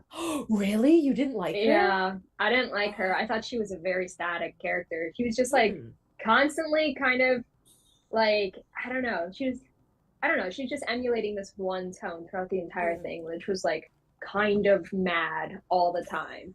And it didn't really vary from that at all. She didn't have any like high emotion, low emotion. It was just like that. She did a great job at that, but like yeah, I think there are better people in this category. Yeah, I also think there's better people. If she won, I would be shocked. But yeah, yeah. I think that was Michael. No, I was gonna like go in a completely different direction. I was gonna say like a performance I don't think would ever have gotten nominated, but in my dreams it did. Would be Nicole Kidman in The Northman, who I thought was so good in that role. It never was gonna happen. I thought Kiki, well, she was so good, but it also was never gonna happen. Not that she was so good, it was never gonna happen. Kiki Palmer, of course, in Nope. And I'm not sure like what the discourse has been, but Thuso Mbedu in The Woman King, I thought was fantastic. I think she should be in a leading role, but I know she was campaigning and supporting. Anyway, what I'm trying to say is that this was such a stacked category. Like all of them are actually. It's tough to choose just one person. How do who would you have picked for? You would have picked Thuso Mbedu for Woman King. Yeah, is that what you said? If I were voting, she I would have said Lashana Lynch in Woman King. They were all good. I mean, you can't choose a wrong person there. Yeah, well, you could if you picked the well. There's the two guys in Woman King that I cared nothing about. One is the mixed guy. The female characters, you can't go wrong choosing. Yeah. There's the mixed guy, and then there's the white guy who, like, I cheered his death at the end of that movie. I'm like... As you should. His slaves take him and drown him in the ocean. I'm like, cool. Great. Have you seen this? Have you seen Woman King? Cinema. No. Oh, it's sorry. Good. It's good. Sorry for the spoiler, but it'll be fun. It'll be fun. It'll be fun. It was a happy spoiler. That was something that, like, I don't know. That's fine. Okay, whatever. You know what? Now that we're talking about The Woman King, I do think it's one of the larger snubs, particularly because of, like, it seems to me like the kind of movie that would get traction at the Oscars, and I believe it was completely shut out. I was surprised by the movie. I thought it was going to be like just war movie, but it's actually more intricate, more intimate than I would have expected, and very accessible at the same time. And so I really enjoyed the movie. The performances were really good, and it just seemed like it. Anyway, yeah. Did it get nominated for anything? No. You mean at different award shows or anything? No, at the Oscars. At the Oscars, nope, I don't think it got. Yeah. Snubbed. It has nuance to it because it also talks about how, like, the concessions a king must make, even if they're, you know, in historical hindsight, horribly bad concessions. You know? Yeah, I thought there were like some pacing issues a little bit with the movie, but actually it's a huge crowd pleaser. Like if Avatar can make it in, or like Top Gun can make it in, You know what I mean? I'm surprised that Woman King couldn't. Yeah, Well, I'm not surprised, but yeah. Now that I disappointed. think about it, I don't know. Avatar being nominated in and Woman King not is tough. Other than for visual effects,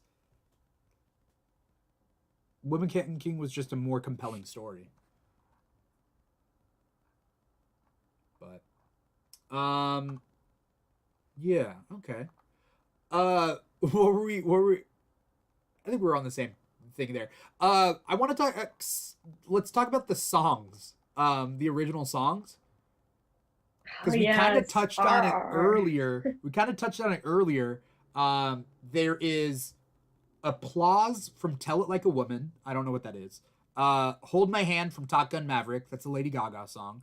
Lift Me Up, which is Black Panther Wakanda Forever by Rihanna. Natu Natu from RRR.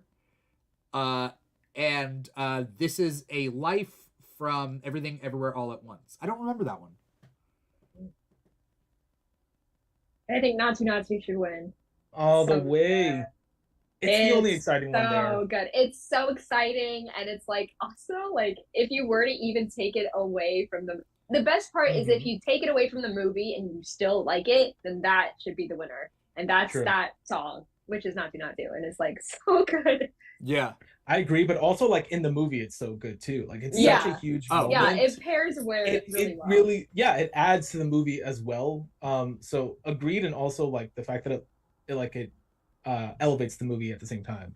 Yeah, and it wins in both ways. Yeah. I agree.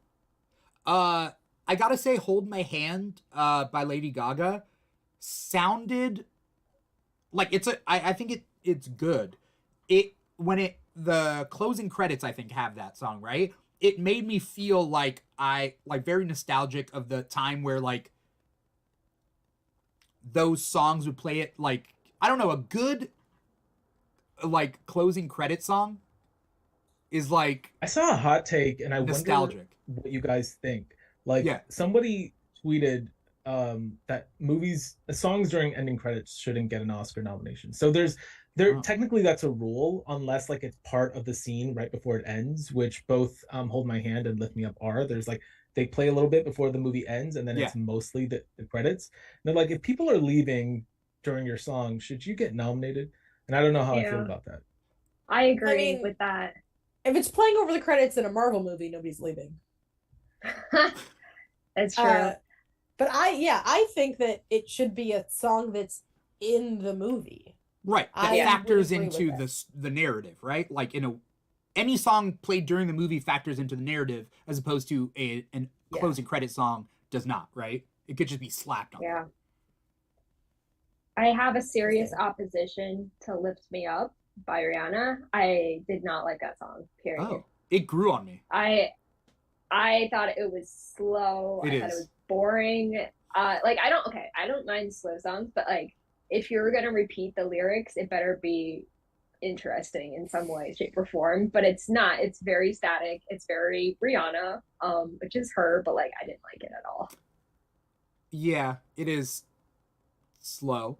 I also thought it funny that the weekend did Black Panther the first soundtrack, and then he did Avatar 2. That Avatar 2 song. I don't know if you guys have heard it. I was surprised that didn't get nominated for original song. There's a Weekend Avatar 2 song. I just don't remember it. So I think it's on Apple Music's like top whatever like playlist. Oh. Really? What's it called? I can't even sing it to you right now. Like, you don't have to. I just know the name. The Way fine, of Water. I'll sing it to you. I think my hot take is I think this category should not be in the Oscars. I don't. Ooh. I've never been like. Maybe it's because I'm so bitter about Nobody Like You. It's For Town Forever, but I just feel like they always put the performances in, and the performances are never that good. It's always like an awkward, like even if the song is amazing, it just drags on.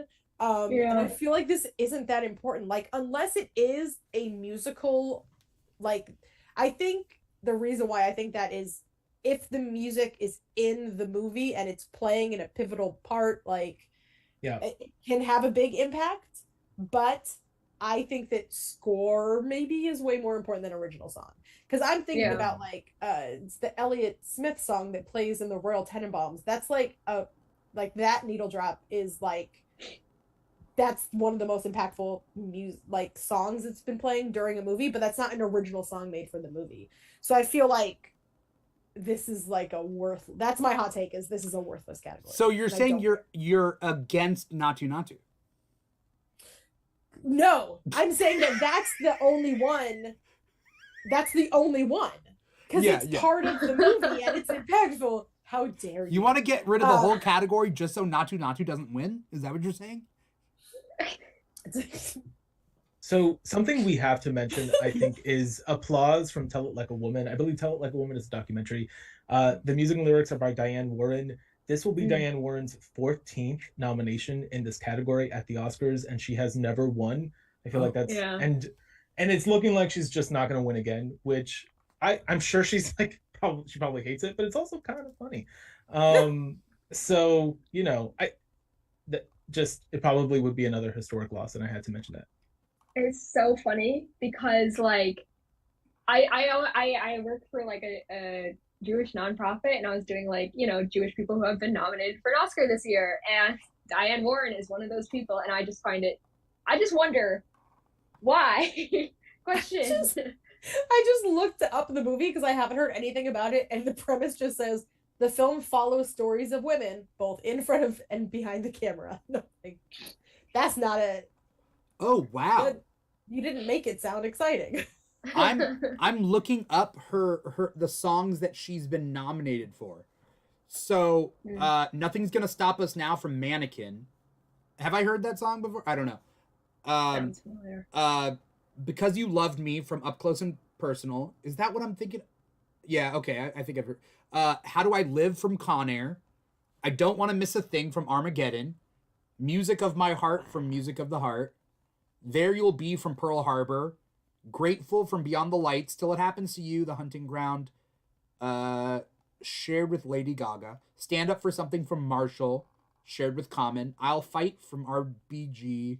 I'm Standing With You from Breakthrough. Losi from The Life Ahead. Somehow You Do from 4 Good Days. And Applause from Tell It Like a Woman.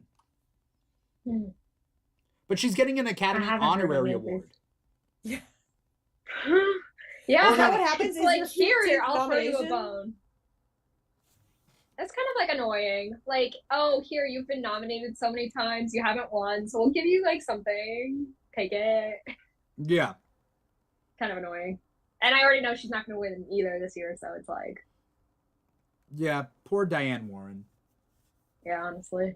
Poor Diane. Go Natu though. They're going to win. I hope they're taking it, honestly. Yeah. I'm thinking about like a lot of Michael Bay movies. Con Air, Armageddon, and Pearl Harbor. Man, I loved Pearl Harbor. Not the event, the movie. Yeah. Oh no. Thank you for the clarification. I was very concerned. Yeah. For that 5 seconds. Yeah. Oh god. People who have lack of comprehension, lack of media literacy. Let's do it again. Yeah. By the way, the Avatar song is called Nothing Is Lost, parentheses, You Give Me Strength. That's the Weeknd song. Okay. If you must know. I must know.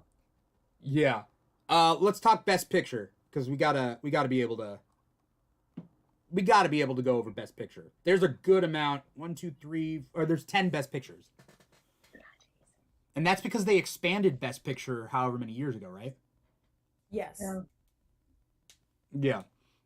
And I feel like they always just toss in some popular ones, like, okay, Top Gun Maverick, like, you can, like, we're inviting you to the party, but, like, we're not gonna give you Best Picture. Like, it's such a weird, like, honorary, like, Avatar is in there, even though but like, what? Come on now. Like, Yeah.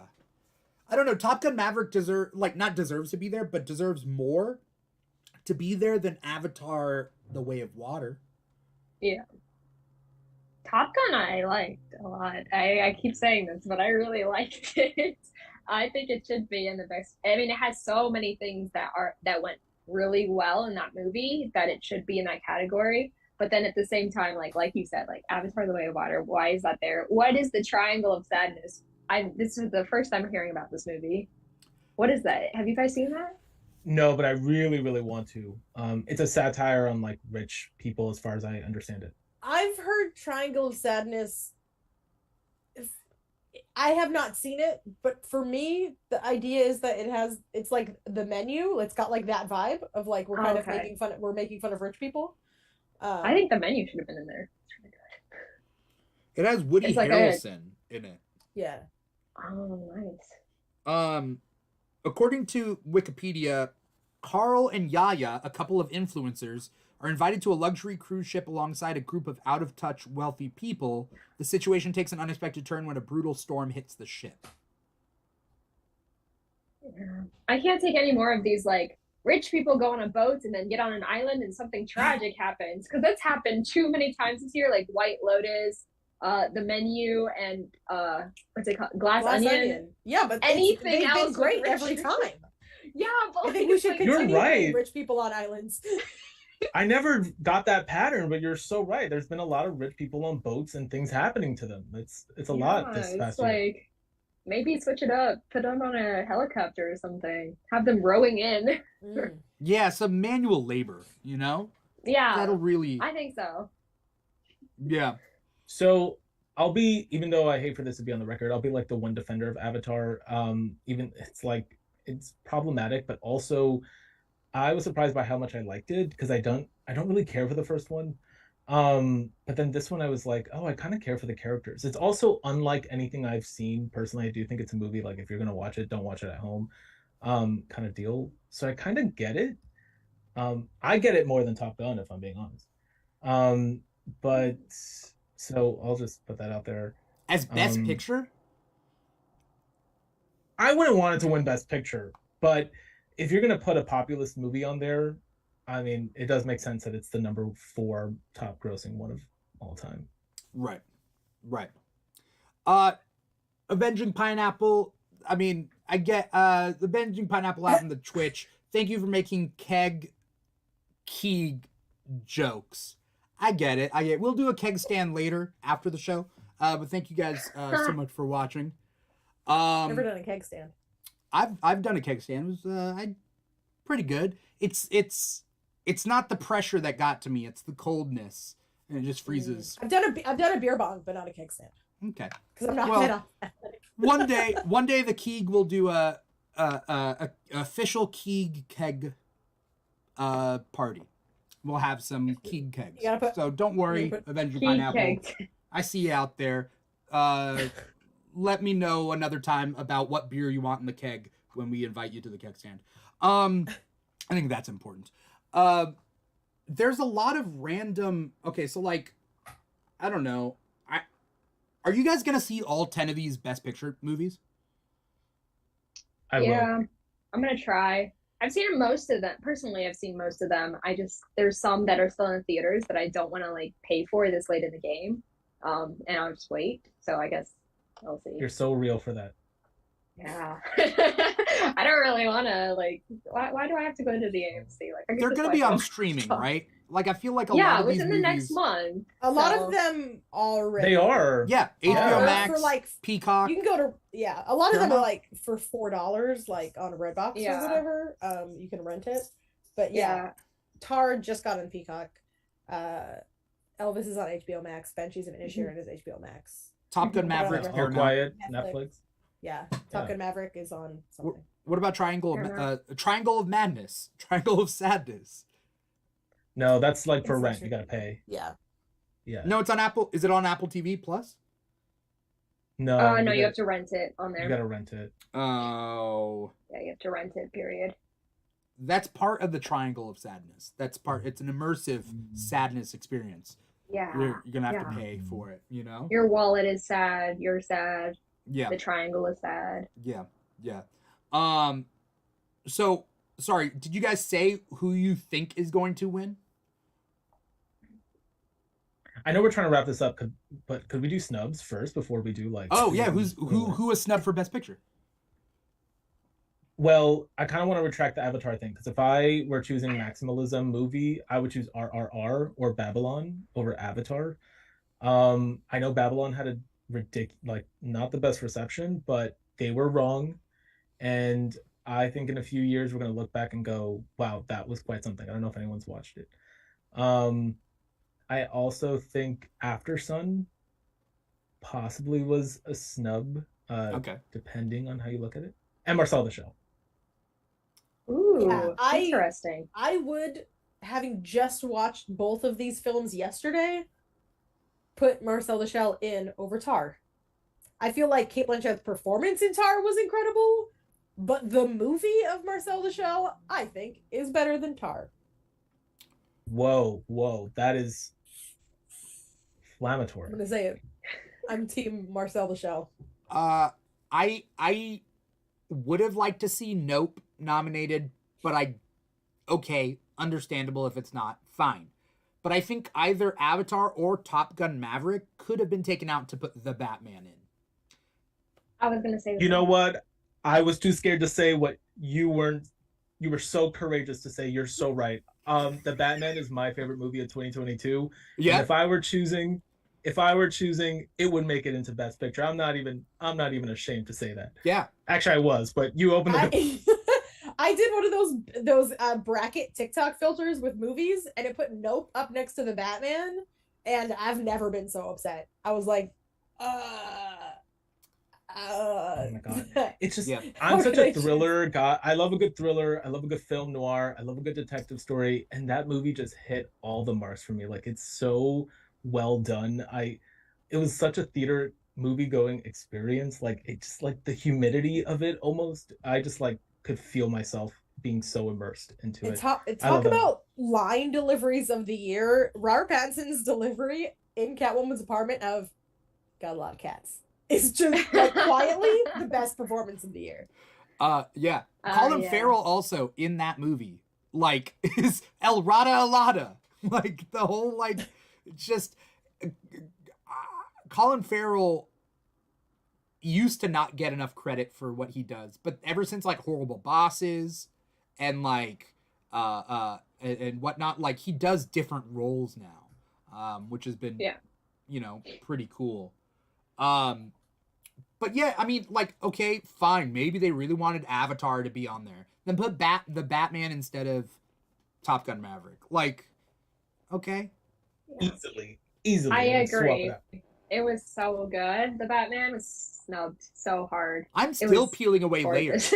I've seen it twice, I think, maybe 3 times I've seen it, but like, I'm constantly like, there is nuance in it. It's not such a straightforward thing.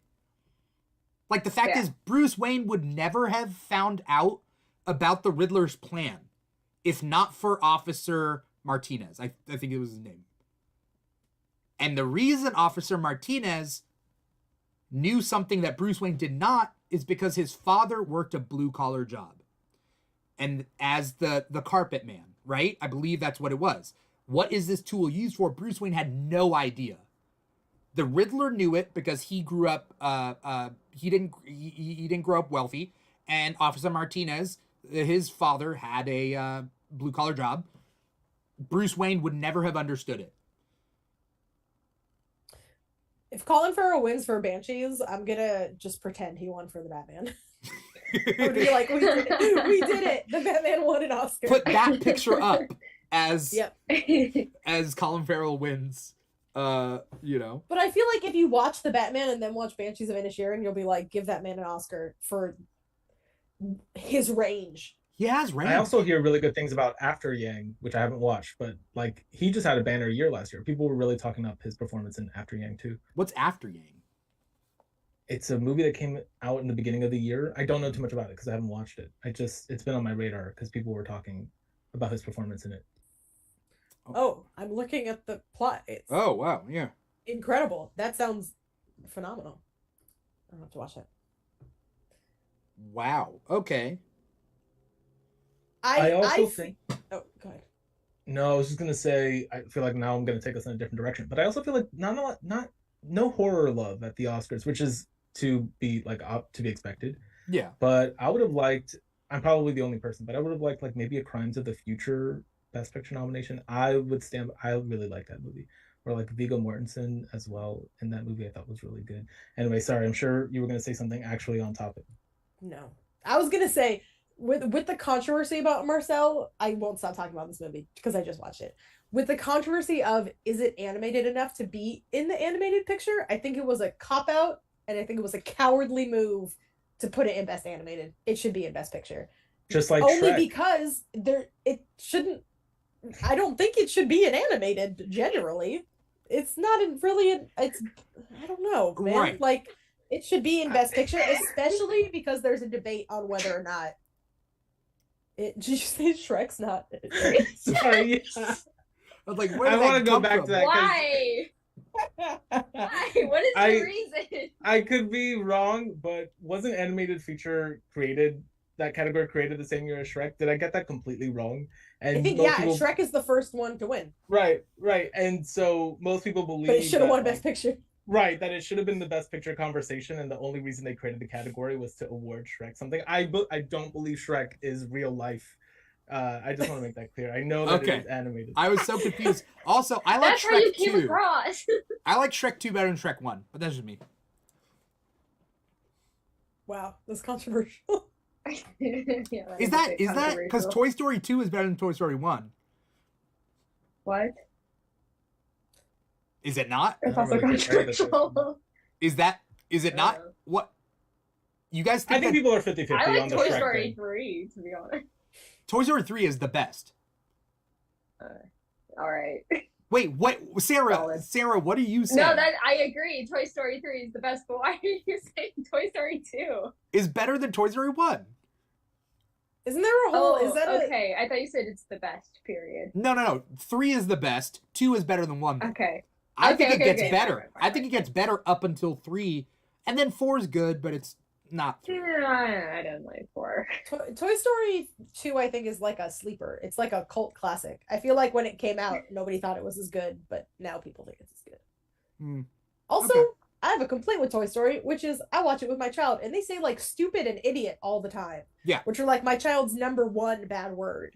Is stupid is a bad word. She yells at you if you say stupid. Yeah. And like that's like foul language for children. They say it constantly. So just a side note about that, Sarah, is that like when I was working with kids, the kids in the class used to be like, oh, blah, blah, blah said a bad word. He said the F word. And I'm like, what? Because these kids are like 5 or 6. I'm like, what? And then, yeah, he said fat. And I'm like, okay. So I had to instill with them, there are bad words and there are rude words. Like I have to like make it so that people aren't going, oh, blah, blah, blah said the F word in class and Mr. Dimithri didn't care. And it's like, no, I care. We're not saying rude words either. We're not saying rude words. We're not saying, so like dumb, stupid, like those are rude words. That's the way I differentiate. As opposed to the F word. Yeah. We had to talk to that. I talked to my daughter about that, about like, idiot is not, it's not a nice thing you should say. No. But it's not like a bad, like it's bad for you to say, but adults can say it to each other. Yeah. Yeah. Did we wait? So, sorry, what? We talked about snubs, but obviously I feel like everyone is in agreement that Everything Everywhere All at Once should win, and we want it to win. Yeah. But if it doesn't, we'll cry in a hole. Yeah, but like, who's the one that if it wins over Everything Everywhere All at Once, you're like, okay. Banshees. Well, I would say. I haven't seen Banshees, but I feel like I would agree. Or maybe All Quiet on the Western Front. I haven't seen either of them. Oh, yeah. But I don't know. So I would say Banshees. I'm going to stick with Banshees. Because Banshees won at the Golden Globes, I think, and so did Fabelmans. I haven't seen the Fabelmans, so I don't know if that's like a real contender. Yeah, I don't know. Because I haven't Banshee's seen won that. for comedy, which is hilarious. Right. Yeah, and then Fableman's won for drama. But I don't know. I know that Banshees is good and it's a contender, but I don't know if the Fableman's is, or if they'll give it to Steven Spielberg for directing. Wait, So is they don't it give nominated the for Best Fiction? Director? Yes. Martin McDonagh for Banshees, the Daniels for Everything, Everywhere All at Once, Steven Spielberg, Todd Field for Tar, and then Triangle of Sadness. I don't know how to pronounce his Ruben last name. Östlund, maybe? I don't know about the umlaut on top, but yeah. I think the general consensus, and I could be wrong, is that like if Everything Everywhere All at Once and Banshees split the votes, the Fablemans could have a real shot. Don't take that as gospel, but I think that's sort of because it's a really solid movie, you know, Steven Spielberg. And that's why we need ranked voting. Ranked choice voting for Academy Awards and for in America for the presidency. Yes. Yeah. Wait, didn't Nope get nominated for screenplay, or no? Am I wrong? It didn't get nominated. No, it didn't get nominated for anything. Oh, Glass Onion got nominated for adapted screenplay. What? Which I just found out it's adapted. It only it counts as adapted screenplay if it's a sequel. I didn't realize. Yeah, or based on something else, right? Yeah, I thought it was like it was a movie and now it's or it was a book and now it's a movie, or it was play. A play now it's a movie. Yeah. But sequels also count as adapted. I think because it's like based on characters that already existed, maybe. So yeah, it's adapted. That's a weird distinction to make, though. Well, Top Gun Maverick is adapted as well, right? Because it's a sequel. Yeah. And All Quiet on the Western Front was a book. Yeah. Right. I don't know about Living and Women Talking. But The Whale was also a play, but I don't think that's nominated. No, it's not. Okay. Good. Yeah, and I just, I think what I need is for someone that loved Elvis to have a long conversation with me about what they loved about Elvis. Because for me, there's not anything that I really enjoyed about it. I was like, okay. Like, have you enjoyed another Baz Luhrmann movie? Yeah, Moulin Rouge is like my entire personality. I love Moulin Rouge. Romeo and Juliet? I don't.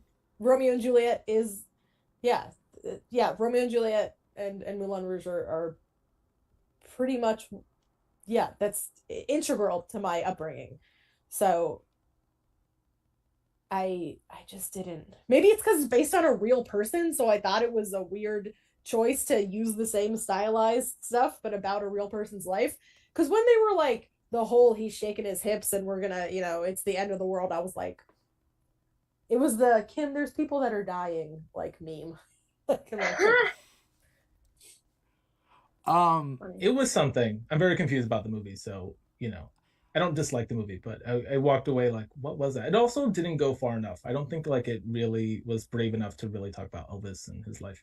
But yeah, I feel like possibly if they, I'm not gonna say cut out Tom Hanks's character completely, but if they didn't have him narrating it, I probably would have liked it so much more. If it was just the story and he wasn't narrating it, I probably would have found much more joy in it. But I disliked it. Is narration overplayed? No. Is it like, It is when you're doing it with a horrible accent. I don't feel like a lot of movies Princess Bride is narrated. It's really good. I mean, that makes sense, given the context, right? But like, right, a lot of movies don't need to be narrated. It can be amazing. Yeah. Besides. Yeah, Elvis didn't need to be narrated. I think if there's a good reason for it to be narrated, there's still ways to do it well. However, I hope Tom Hanks gets both Razzies, Best Supporting Actor and Best Actor. Is he nominated for 2 Razzies? He is best actor in Pinocchio and best supporting actor in Elvis. Okay. Yep. All right. He deserves them both. It looked like Sarah was dabbing to it. No. Yeah. Just neat. As we close up this podcast, I want to know if you guys have any final thoughts about the Oscars And wait, who's hosting? I think it's Jimmy I haven't Kimmel. announced it, I don't think. I could have sworn it was Jimmy Kimmel, but I could be wrong. Oh. It is Jimmy Kimmel. Oh, go Jimmy Kimmel. Hopefully he doesn't lay down in front of anyone when they're getting their award. Was that him? They did that to Quinta Brunson? Yes. Oh yeah. I have nothing to say about Jimmy Kimmel.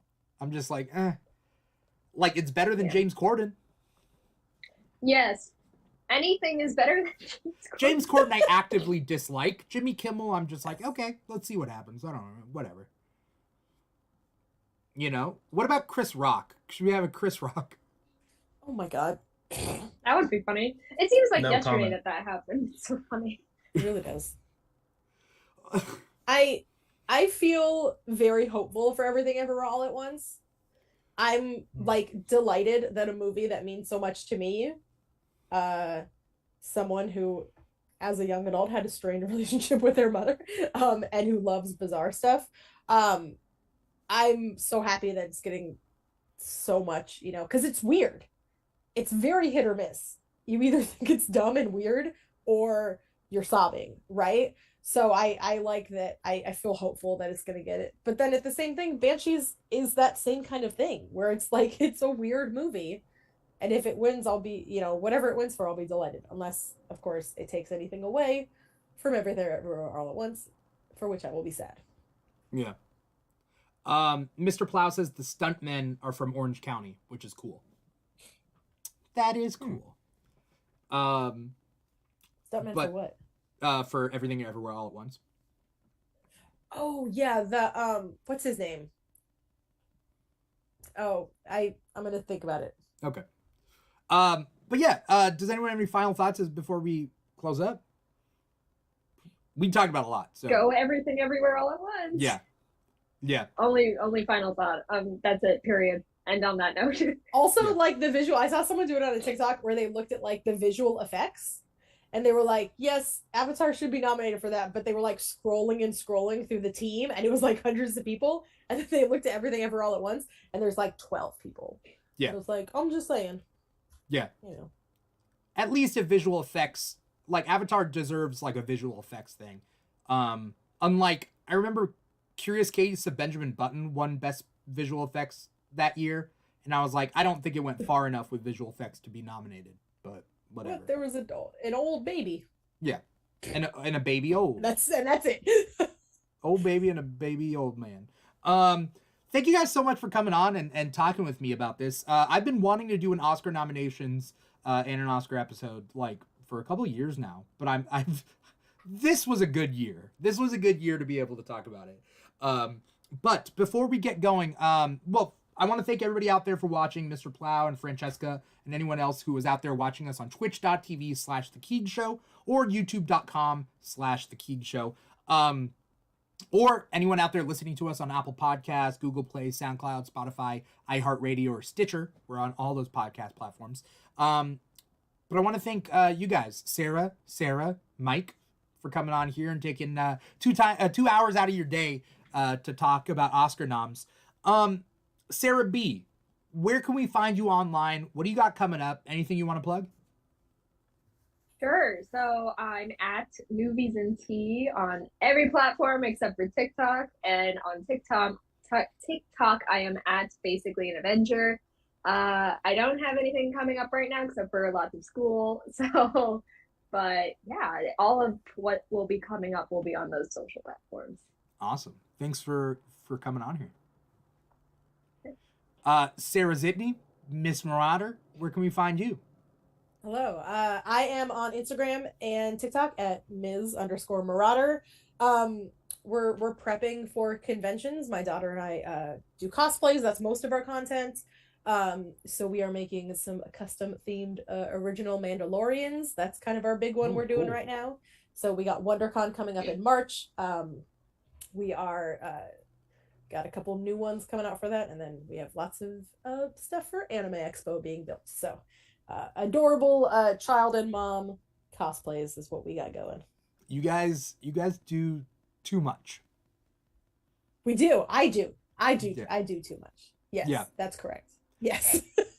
This is like a little bit of a break, but February goes very fast. Then all of a sudden it's March. So yeah. I got an upgraded 3D printer. So the Mandalorian, I printed my first Mando helmet. So nice. Does it fit? It does. It took 4 days. Did you have to print it and resize it every single to get it exact? No, because I already have a helmet because I've done like Din Djarin. So I just had to measure the dimensions of that helmet and then size it to that. So I know what size helmet I wear. But for my daughter, she's 6. So I have to make like the armor size down for her. So like the chest armor for her Mandalorian is like this big. It's the cutest thing I've ever seen. That is super cute. We're doing Encanto themed Mandalorians. So oh wow. He's going to have, you're hearing it here first. This is the official scoop. She's going to have a Mirabelle Mandalorian, and I will have a Bruno one. So we're doing a mashup. I'm curious on what that's going to look like. I'm very excited. Yeah, I'm going to definitely stay tuned. Thanks, Sarah. Yeah. And Mike Collado, a.k.a. Watch with Mike. How do you follow that? Yeah, Watch with Mike on TikTok is probably the best place to find me. What do I have coming up? I have no idea because I do not schedule my content because I'm terrible at that.